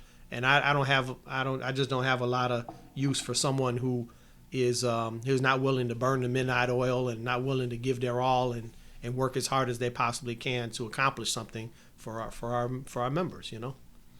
What is your plan if Renfro delivers a good contract that answers all your concerns? It's not going to happen, but then I would support the contract and say, great job, brother. But that's not going to happen because there's so many things he's not even trying to accomplish, and the issues that he is going to address. It's not going to be a slam dunk for us for sure. So your plan is to beat him in 2026? Well, if he presents us with a bad contract, I think we should vote it down and we should force it to arbitration. But we'll see. We haven't even seen it yet. I think that just the fact that it's gone on this long and we're not going to get any interest on the back pay on the money that the Postal Service has been holding this whole time, that in and of itself is a reason to go to arbitration on this thing. The fact that they're not going to address the grievance procedure, they're not going to address mandatory overtime, they're not going to address apparently not even going to address the uniform problems. All of those things are reason to go to arbitration. They're not going to get us a $30 an hour starting pay. They're going to keep CCAs, keep a non-career workforce. All of those things to me are probably non-starters, So we'll see what comes. But I think I've made my opinion known throughout this whole time. And I told President Renfro and everybody on the executive council the way I felt before we started negotiations, And he decided to take the path he wanted to take, which is his right as the president. But my right and the right of every member of this union is to say, no, we don't want that contract. How do you plan to activate Table 2 to get them interested in voting in the next election? Every member, gets a vote in an election. So if we get a contract, we'll have a ratification vote, and that'll be a good test on the wrap session. And you guys can go back and look at the wrap session. You go on YouTube. You can see the whole thing for yourself. Send me that audio. You sent me the YouTube video. I need the. Oh, you went to Spotify audio. The audio. Yeah, you said something. I didn't know how to do that, but I'll figure it out. Okay. You got some of the best minds. Yeah. No, I can't.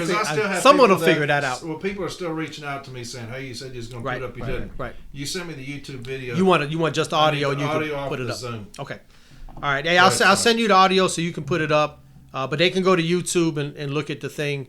Tom Sir, who's president of Branch 274, did a whole presentation. If you go to the careforpres.org website, you can look under the tab that says Wrap Session, and you go under Tom Sir. You can look at his slides. Anyway, he's got a plan of how to make sure that the members are activated and ready to vote in the election. One thing I'm going to do between now and 2026 is make sure that we have or promote to the extent possible to have a person who I'm calling like a precinct captain. So a person in every post office, not just in a branch, but in every work location, particularly where we have a lot of carriers.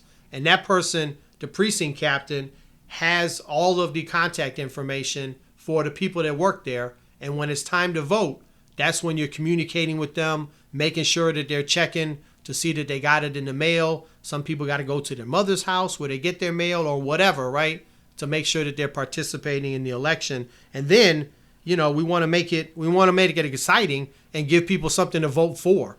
So that's why we're doing a lot of things with the campaign, constantly putting out stuff on Facebook, constantly putting videos out on YouTube and things like that. That's to get people engaged and energized and excited, and then get ready to vote in 2026. All right, here this is a big one. It's a long one, and we've just discussed some of these things accidentally. What are your thoughts about plans for? Here's a long list. Open bargaining. Well, we achieved open bargaining at the convention, so it's did. Well, and that's look. I don't know if I don't know where President Renfro wants to go with this thing, but the delegates voted for 2 resolutions. One of us said updates monthly, and it's been over a month. We're out of August. We're almost out of September. We really haven't received any official updates, unless you think that Labor Day speech was an update, which I didn't. But, the Labor Day thing, the video that President Renfro recorded. But there's also a resolution out of Escondido, California, that said that we'll get updates on the first Friday and the third Friday of every month. We haven't got those either. So that's something that needs to be addressed with the president. I've asked the president, and this was just prior to his dad passing, so I didn't expect him, I didn't know his dad, was going to pass away. But anyway, I didn't get a response on it. But now it's been a while since then. But I was asking for the executive council to be updated on contract negotiations, and he hasn't even responded to that. So open bargaining is the law of the land. If I'm the president, I'm going to follow the will of the membership, and make sure that we're transparent, that everyone's updated, that we know where we're at every point in the process. Are we going to have to file a non-compliance on him? It's called charges, man. It's called charges under Article 10, and everything shouldn't have to be charges. But then again, if you think that if you're the president and you don't understand that you work for the members of the union, not the other way around, I don't know what we're supposed to do about that, right? Yeah. There's no recall for an election. The brother's in there for a 4-year term, and the president has a lot of discretion and authority to make decisions and do things his way, whether you and me agree with him or not, right? But one thing he doesn't have discretion on is when there's a resolution that passes at the convention. That is the law of the land. You need to follow that, brother. You need to follow that. I don't think he cares, really, because the executive council, those cowardly son of a bitches ain't going to do anything with him on a charge anyway. Hell, we give him too much of a pass. There's no doubt about it. But I'm just putting out there that is one option that we should consider. All right, stationary events, GPS tracking. Do you want to touch on that anymore? No, yeah, me and you talked about that pretty good. Our office time. Do you want to touch on that anymore? I don't know that. Sometimes it only takes an hour. It just depends on the workload. There's light days nowadays, so I think it's stupid to have an artificial number. But I would also like for us to be able to have more office time. I just think it's the dumbest thing in the world to me is like, here, take all this mail and it's all over the place in your truck, and go out there in the street and figure that shit out in the 100-degree weather or in the 10 below or when it's raining outside. It's like, what the hell, man. So they got I guess it's easier, and it will be easier with the next generation delivery vehicle. And we have people that are using the ProMaster, and as far as size, you could do things in the back of the truck. You can't do that shit in the LLV and in the Metris, But maybe that'll work in the future where you have like a mobile, the next generation of delivery vehicle. You can stand up in the back of it. And maybe we do take everything to the street and, organize it while we're out there. But we'll have a roof and, air conditioning, and, it'll be a more modern vehicle. Did you know they rolled that thing out already? I saw. We didn't get any official notification on it, but apparently Athens, Georgia, they're using the new vehicles. And from my understanding, the carriers are really liking the new vehicle. I mean, it's about time. It only took them about 40 years, but they're coming, baby. But anyway, the 1 hour office time is a stupid thing. Here's where I think the NALC has failed the members, and you can disagree with me if you'd like. We don't take it nationally, okay? We don't take things nationally. Anything. However, when you talk about stationary events, the bullying and harassing that comes off of that, when you talk about our office times, the bullying and harassment that comes off of that, these things are nationally. These things are going on nationally. I think that we should have gotten our 15 business agents together and say, this is what you're going to tell your members in an office that say, you got 1 hour to leave the office. Here's your grievance starter. Right. Here's your information. Here's the roadmap. What are you basing that off of, our office time? Where are you getting that from? Right. And then here's the questions you're going to ask their superiors when they say, well, this come from district. I want to know a name. Right. Of who's doing it. Because it may be a national grievance. Well, if it's coming from USPS headquarters, then it's possibly a national grievance. Well, so-and-so from district is telling us, give me a name. Right. And I'm going to put in an hour to go interview this person. Everybody needs to be in this grievance. Everybody's going to answer for this. Because you know what management doesn't want to do? Sit in front of an arbitrator and answer for this bullshit. Right. Say an hour office time. Starter. A grievance starter. Nationally. Yeah. I think that and a roadmap, like you said, not just a grievance starter, but here's the questions that you need to ask. Because those stewards whoever's giving you that instruction, Yeah. whoever posted or whatever, Yeah. ask them the following questions, and then we'll go from there. And once you get those answers, send them to me at the regional office so that I can put that in a database and coordinate that, and we can see what's going on. Yeah. We have a national contract, but we don't have a national contract enforcement strategy on a lot of things. And to me, that's one of the biggest failures we have. Because when you talk about stationary events, you don't think it's a national grievance. I think that it should be. But you can still say, you got a lot of bullying coming from it. Here's what we're going to do. Here's how you're going to attack that bullying and harassment that comes off of that, which is rampant. And that's why I said when you ask me where the line is, to me, in and of itself, asking a person why were they at this location for this amount of time without going out there and looking and seeing, which is a requirement, is harassment. Yeah, it's the definition of harassment. It's not just an inconvenience, as your president says, right? And so, anyway, I hate the micromanaging of a letter carrier. I can't stand it. I hate it because it pisses me off. You have no idea why that carrier does things a certain way. Yeah, and anyway, the micromanaging and harassing the carrier, it's got to stop. The sheer bullying that has gone unaddressed by our failure of a president with these things. As soon as that thing came out, I mean, you have it in writing. When that, whatever it's called that comes out, the area level magazine that they have, where that AVP says... It's called the update or something, right? Here's our 3 metrics. Our office time. 22 minute Somebody should have said... Right.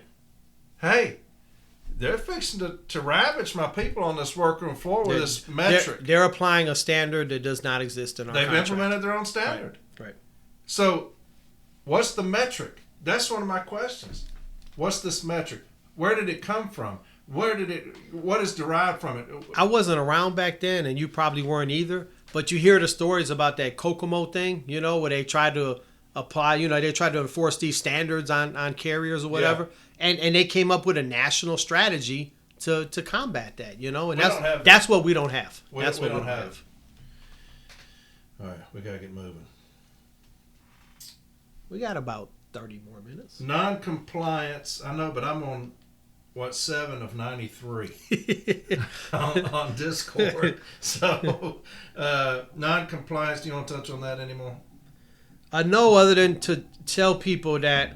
If they go to my favorite website, careforpress.org, there's a tab on there that says unlimited. How many times you want to say that, man? There's a tab that says non-compliance roadmap, and you can click on it and kind of see how we accomplish what we're able to accomplish. We're doing pretty good on that one. Start times being set to distribution uptime. That is a grievance that we've had a lot of success with recently. I do think that there's a pathway to negotiate over start times. Either you look at it to compare the start time to like daylight or whatever. So in Chicago, every place is different.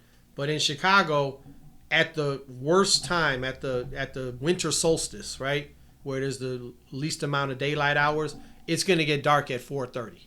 So if you take that information, maybe you negotiate something that says the start time can never be later than 8 o'clock. That'd be 8 hours and a half-hour lunch. Maybe that's one way of looking at it.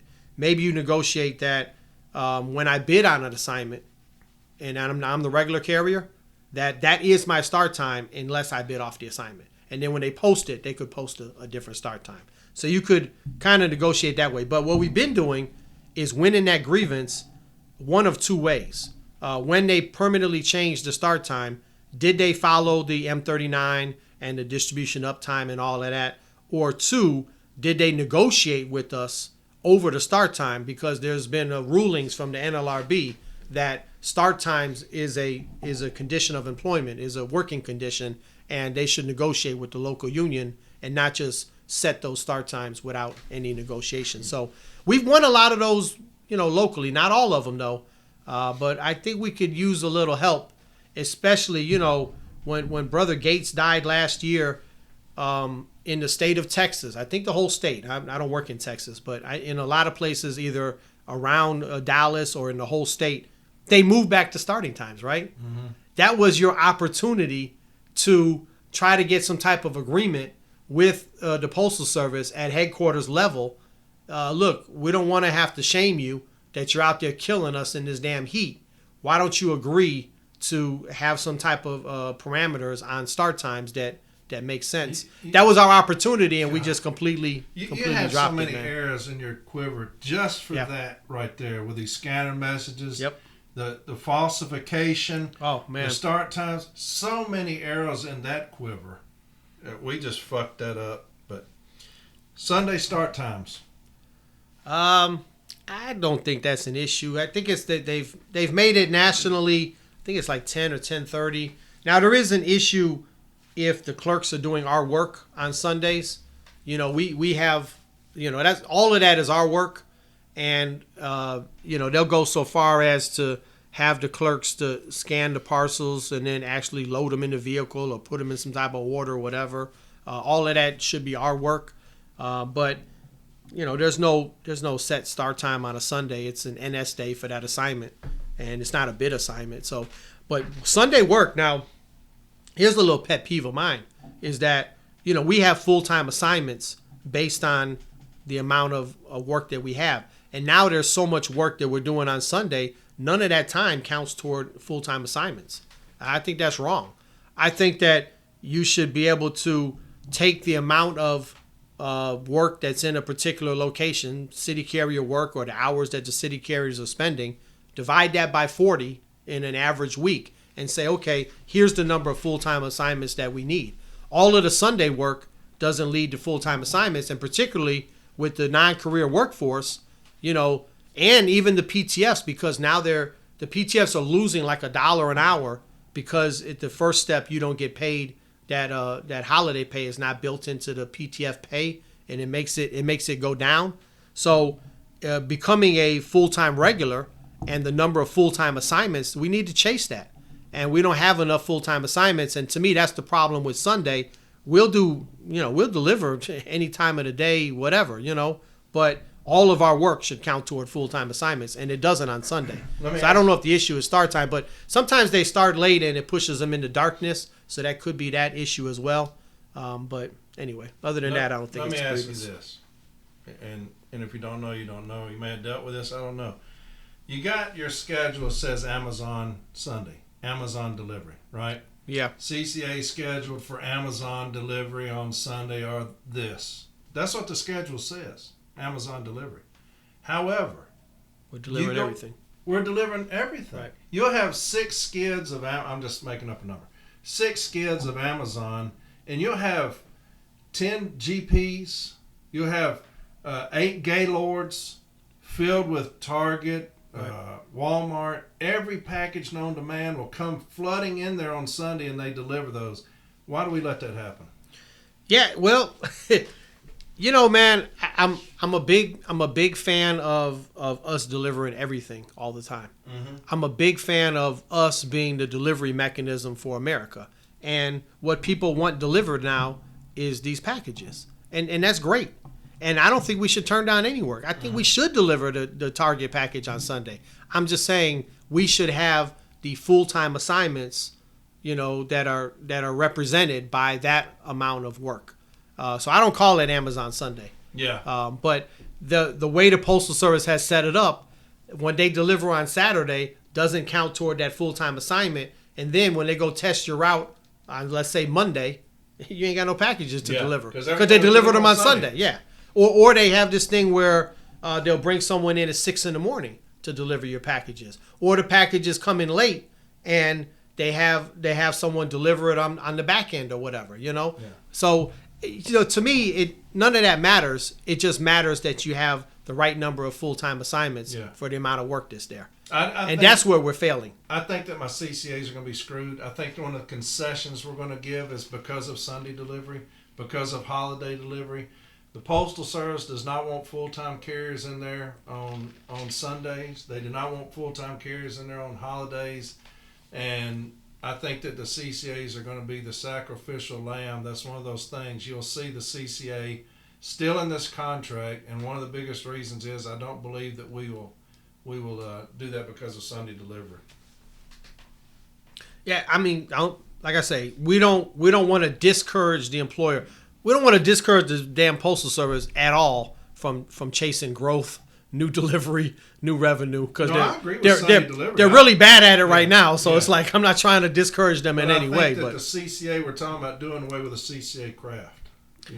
Doing away with the CCA position. Well, look, there's two things. You have career versus non-career. We want to get rid of the non-career. Yeah. Because everyone, there's career, it's pay and benefits and retirement and all that.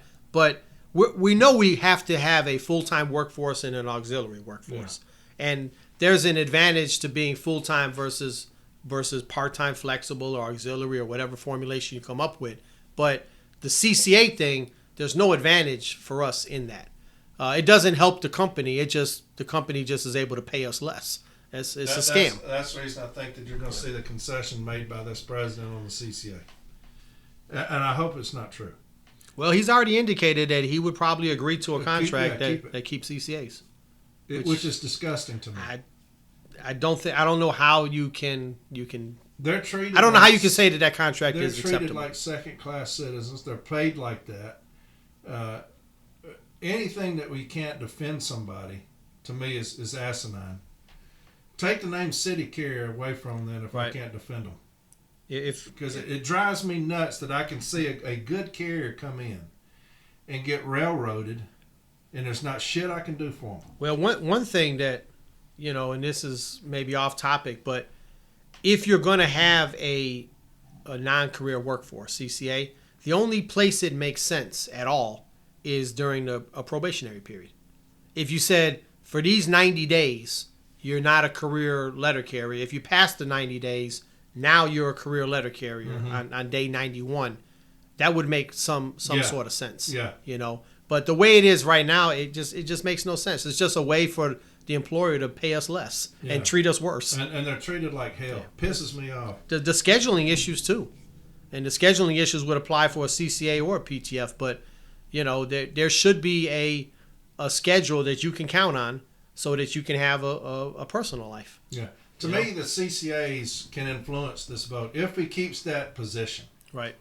If they say no. The CCAs can influence this vote. They have no idea the amount of power that they have.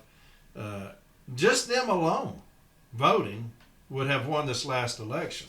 Yeah. Because how many did you have? 37,000? I think 40-something, but it wasn't a high number. Just the CCA alone voting would influence the vote. They need to understand the importance of that position, and I've always said they need to get themselves organized. If this president fucks them over and keeps them in the contract, organize and get a president in there that says, hey, look, on day one, I'm going to make sure that I'm doing everything I can to do away with the CCA position. This is a career job. Yeah. Yep. This is a career job. All right, route adjustments, next wrap. What's the next wrap? Route adjustment process, I guess. Oh. Route adjustments. I don't know what the question is. This is just, they want your opinion on these things. What's your thoughts, plans for? I mean, we talked about the T-REAP in depth last time. And, if there is a joint route process, it's got to be part of the contract. It has to be enforceable. And we have to be equal partners. In other words, we have all access to the same programs, whatever. DSR. And we're not going to be managing the carrier. The point of the route examination process is to record what the carrier is doing and then average out those times. But we have to make sure we have the right number of full-time assignments. We have to make sure that our people are equal partners. And when the Postal Service does something that they're not supposed to do under the agreed to terms, we have to have the ability to file a grievance on it. You write a memo. Mike Caref, the president. I'm writing a memo. I'm gonna sign it with the Postal Service. Are you gonna put times on that memo? Not that stupid. Well, the director of city delivery, unlike in the current situation, director of city delivery will do that memo. You know what I mean? Like, you're gonna allow them to put times on the memo? No. Uh-huh. Now, if we don't have a street standard, why would we put a time on a memo? If it takes what it takes, why do I have an average? That's so stupid.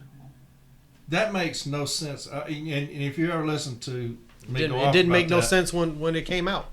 As soon as I saw it, Yeah, I'm like, if it takes what it takes, this is one of the biggest things we have. We fight, and that's what I always say. He wasn't on the floor long enough to understand these fights that we get into constantly with different managers that are bullies that come in there and say, you got this amount of time to do this and this. Well, no, it takes what it takes. If it takes what it takes, how do I have an average? Right. Or how do I have even a projected time or an expected time or whatever time, I told you, we went through the 6-day count. I think you and I talked about this early, but there's about 6 or 7 examiners that were standing behind me. And they were just talking. And the issue came up about the 5-minute PM office time. I think I talked about that last week. And they said that headquarters is telling them that there is a 5-minute average PM office time. To enforce that, there is a 22-minute load time average, and that average needs to be enforced, and that's the reason they keep doing this. So headquarters has duped my president. How do you even enforce something like that? Exactly. But Mike, if it's not grieved... Do I leave the parcels in the gurney after 22 minutes? But, I always say this, Mike, if I've got 100 stations that they say it to and 90 of them grieve it and win, that's 10 stations that they got it. Right. Because first off, the very first thing I said about the memos is we did not educate the members on this memo's coming out. These are things that are going to be in the memos. Right. Understand this. Right. Management educated themselves. Nobody educated the carrier on these memos about, hey, they got these stupid ass times on there. Listen, here's what's going to happen. Because I've worked on the floor long enough to know. They're going to bastardize this, and this is what they're going to try to do. Here's y'all some grievance starters already for these parameters that they're going to insist. Here's how we're going to address standards. it. Here's the plan. Be ready for it. Complete failure. All right. Grievance backlogs, ARBs, and DRTs. Do you want to keep talking about that? Well, since they had the June 23rd, but we did convene a little bit after the convention. So we were successful at the convention, and just now the law of the land that if there's a DRT backlog at step B, if management is not willing to activate backups where there's a need and where there's agreement and where we have people available, the president of the union is going to file a national grievance. So, and he was excited about that. I was glad to see him being excited about taking that to. Well, since then, at least in my area, man, they are activating backups. They're activating a lot, but it's still not enough. We have so many grievances, but now where we're running into the problem is where they're impassing so many grievances at step B that you have you're inundated at the regional offices. With grievances pending arbitration, and we need more arbitration dates or more arbitrators. And one thing is Brother Noble's idea that we should have 300 arbitrators, and maybe he's right. That's one way of doing it. I remember when we negotiated the arbitration panels, and this would have been in 2021 after the last contract, and we negotiated the panels, and Lou Drass was the vice president, and he made the Postal Service give us a certain number of arbitrators, which, like for my region, he said you're gonna have at least 6, and I'm like 6? We don't need 6. And he's like, you don't need 6 today, mm-hmm. but during the length of this contract, you might need 6, and that turned out to be wise. Mm-hmm. Right now we need 15, mm-hmm. but at least we have 6. But the other thing that there is a memorandum 1939. You guys can look it up. And it requires the Postal Service, when there's a backlog, to go to the arbitrators and say, give me as many dates as you can. and we're going to set up hearings back to back to back to back. Like in olden days, man. Let's go, baby. Get in there. So I talked with all of our advocates, and I said, hey, we're about to invoke this memorandum, and we did. And the Postal Service told us that we don't have advocates to do arbitrations back to back to back. And I said, so what's your plan here? Mm-hmm. And basically they're like, hey, that shit can sit there. And I'm like, no, they can't. You know, that's our members' grievances. That's our members' issues. That needs to go to arbitration. So maybe about a month or two, I sent it up to NALC headquarters. Yeah. What are we going to do here? So, they're making a joke there because we won that resolution at the convention that they got to file a grievance when they don't activate Step B reps. But we should have put forth a resolution that said when they don't follow the terms of M number 1939 that, we gotta file a national grievance about that too. Like you gotta have a response to when the Postal Service tells you, no, we're not going to do it. You have to have a response because, of course, they never want to do it. Yeah. They don't care. It's not their grievances. Well, they don't care. Exactly. It's not They don't care. You have to make them care. You have to make them. You have to make them care. That's what I was talking about last week, that fear.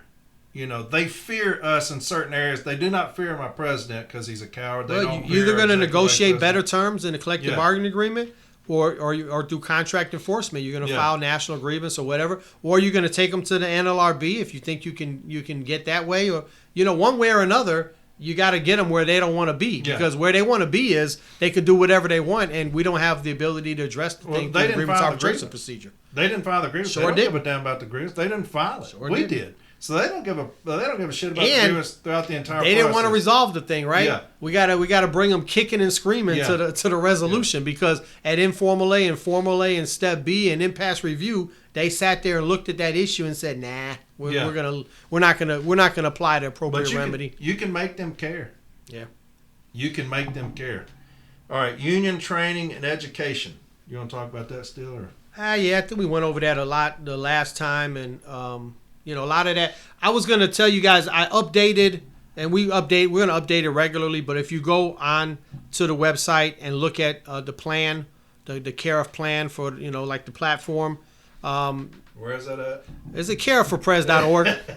You got it on your favorites or whatever. It's right there, man. Maybe I need to have like a jar with just put a quarter. You'd be rich. You'd be rich. But we just updated it this morning, actually. I added a section about carrier safety on the street. But there's something in there talking about training and some of the things in there. So you can go look at it. And, hey, one thing about the platform plan, if you guys got feedback on that, just contact me directly or while I'm out there going around the country and talking with you guys. Whatever you see, I mean, it's not a document that's written in stone. If there's improvements, if there's ideas and things we can do better, let me know and we'll make those changes. All right. I like this question because you told your opinion on it earlier. And let's see what you think about this one. Why do you feel our national level didn't have a coordinated response to hip falsification and failed to address this nationwide issue through a national grievance and failed to bring media attention to the mistreatment of letter carriers in inclement summer weather? We just talked about this with the arrows in the quiver. You had so much right there. Why do you think that the national level didn't address that? Yeah, the why, I don't know. I mean, one thing that was happening, like for instance, April 1st of 2023, the president was on a leave of absence, right, during that time. And Paul Barner was he was not the assistant to the president, the temporary president or something. He would sign his name, acting president, I think it was, whatever it was. But maybe that's part of it, in kind of a leadership void or whatever. But the other thing that happened, and this is one of these NALC bureaucracy things, I hate the fact that we're a union, we're a fraternal organization, but we do these kind of bureaucratic things that large organizations do. But we shouldn't do that because all of our people, we don't have to bullshit our people. That's your brother, that's your sister. That's not someone you bullshit. But at the end of 2023, in the fall, they had us to prepare these spreadsheets listing all of the places where we made the branches give us all this information on all their different installations. Where did they do the training? Where did they not do the training? Where did they falsify the training? We prepared all this information and did nothing with it. Yeah. It was just a way to placate the membership and make it seem like you're doing something. Something's coming. Yeah, when you're not actually doing shit. We didn't file a national grievance. We didn't have any nationwide rallies. You know, there are people that said, "Hey, let's get our asses down to Dallas, Texas tomorrow. You know, next week. Let's have every carrier in the country that possibly can get down there. You know, let's make a big stink about it." We didn't do that. We didn't file a national grievance. We didn't do any of the things that we could have done to highlight that issue and make improvements so that you gotta we talk about the grievance procedure, right? You gotta force the employer to give a shit about our safety on the street because their natural inclination is to say, "Get your ass out there and deliver the mail." It's to falsify it because of a metric. To me, that was what it was about. But what would that visual have been to the city letter carrier? Right. To see the executive council down there in force in Dallas, in front of the news media, local news media, or whoever else you can get in, see the entire executive council down there and say, "Hey, this right here will not be tolerated." And we're here in force as the executive council of the NALC. I'm the president, Brian Renfro, and we are here in force to let the public know this is what's going on with the city letter carrier craft. Well, now I have a picture of my brother, Mr. Gates, right here. This is what happened to him. Because you're not lying. And you wouldn't be lying. And guess what? The president told us they falsified his records. I mean, you you just sit on that information? You don't do nothing with that? The power of that to the public. But how we're having I was raising bloody hell. I was sending a copy of their falsification of my records everyone I could. Well, I'm like, check this shit out. I know that you're one of the few that spoke to newspapers. Yeah. Because when the same one called me and said I could get Mr. Caref to talk to me, but I can't get the president. I said, well, you're not going to because it's an inconvenience. He eventually talked to somebody in the media. I forgot what he said that was as far as that's concerned. But he wouldn't say the word falsify, you know, and he wouldn't say they falsified his record. To me, that's a big flashing red neon sign. Here's my falsified records. I'm the president of the damn union. And there are discrepancies. That's what it was. He kept saying, we see some discrepancies. Motherfucker, yours are falsified. There's rampant falsification. That's not discrepancies. Did you take the training? No, I didn't. Did they put you down as taking the training? Yes. That's falsified. Are there thousands of other letter carriers that are in the same boat as you? You know, yes. That's falsified. It's like a time card fraud. It's not a discrepancy. It's a willful, attempt to steal money from the letter carriers. Yeah. Like, Jesus Christ. All right, here comes Discord now. What have we been on? I thought this was Discord. This is what we've been talking about. This classic Discord. It gets bad. Have you met Renfro's chauffeur? No, I don't know. So the NALC has always kept a vehicle at NALC headquarters. And I don't know if there's like a driver assigned to that vehicle or whatever. So no, I don't know anything about a chauffeur. We're still going. As far as I know, though, I will say that Brother Renfro has complied with the punishment, which is that he can't drive a NALC owned vehicle for a year. As far as I know, he has complied with that. You let us know if he doesn't. If I become aware, I will definitely let you know. Just email me. I won't say your name. Got you. I'll put that shit out there. All right. If so, did the chauffeur recommend any discreet hotels in New Orleans? I wish we would have explored that New Orleans thing a little bit further. That one bothered me, but it was withdrawn by Chris Jackson, so it was never investigated. So I'll let it go. It wasn't investigated. Do you think it's possible to know your chief of staff a little too much? No comment. Not going down that road. I told you. Here's a good one. Will you disappear during contract negotiations and not say anything to anyone? No, and to me that was, not to beat a dead horse, but it's we understand a medical condition. We understand you have to step away from times, but to not hand over all the information to the next person in line, to not make yourself available, to just fall off the the chart completely, that was unacceptable. All right. Will Caleb Williams be the first 4,000-yard passer in Bears history? It doesn't look like it. In 4 years. How about 4,000 interceptions? Yeah. Why couldn't you have done that against the Titans? You still owe me $20 because of that. I don't think I owe you $20. Well, the refs. The Oh. refs from, yeah. We have a contingent. We should have signed off on that. All right. What's your plan? We got a recording of it, man. Damn, we sure do, don't we? Shit. I said that on Zoom, didn't I? Yeah. Well, fuck. I'll send you the audio. You don't need to. I remember now. All right. What's your plan to? I think we've addressed this. What's your plan to alleviate the problems and backlog at Step B? And I think that you're at We national. talked about that a lot. Still need to rewrite the dispute resolution process memorandum, though. There's still a lot of problems in there, even if you enforce it completely.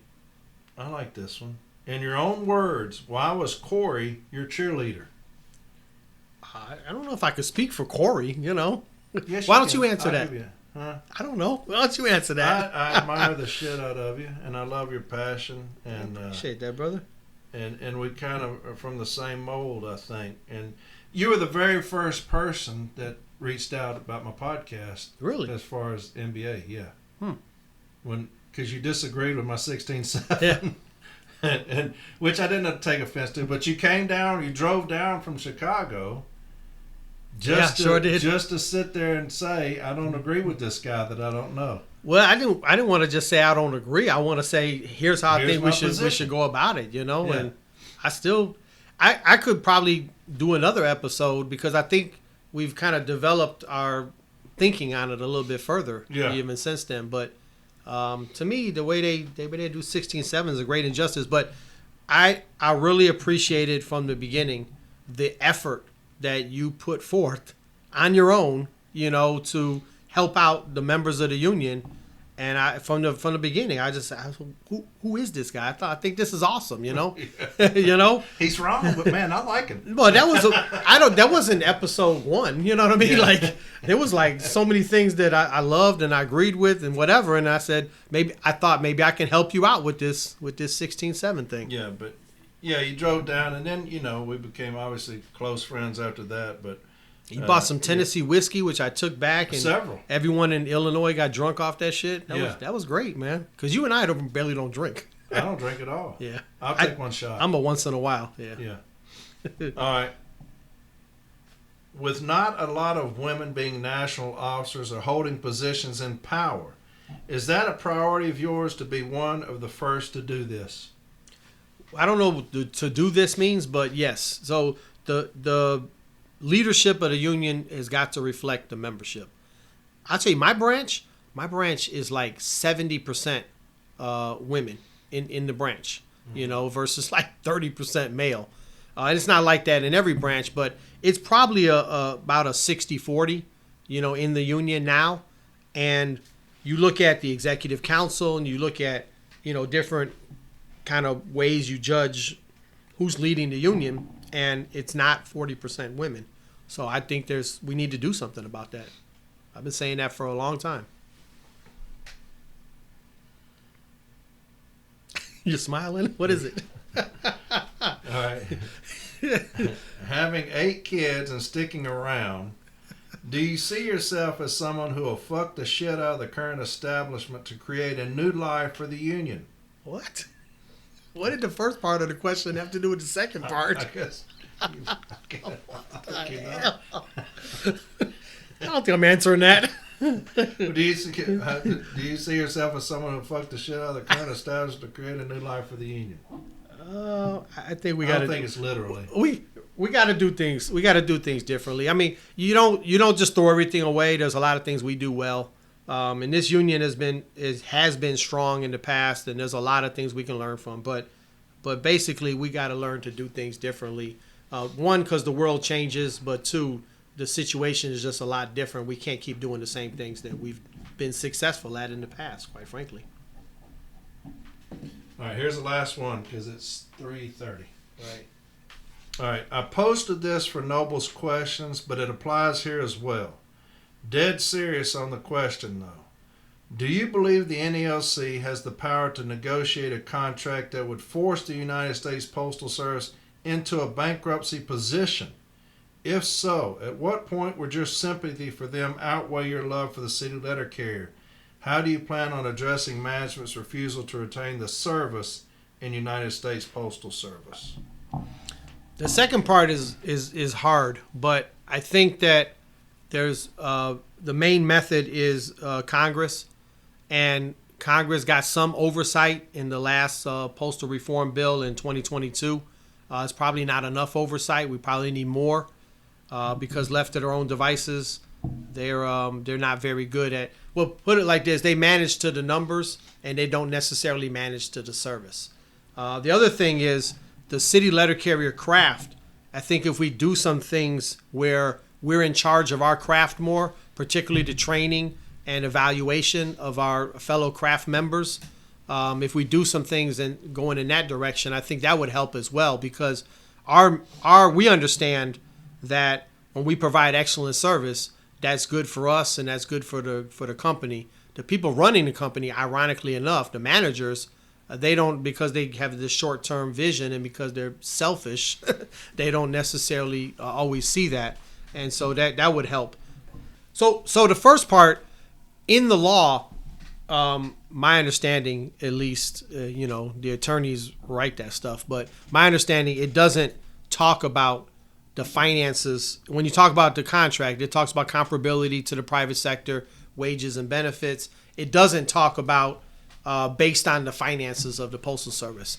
And I don't know that it's out of the question that the Postal Service would never go back and receive money from the Treasury. For instance, during the pandemic, the Postal Service received money from the Treasury, as did a lot of companies, right?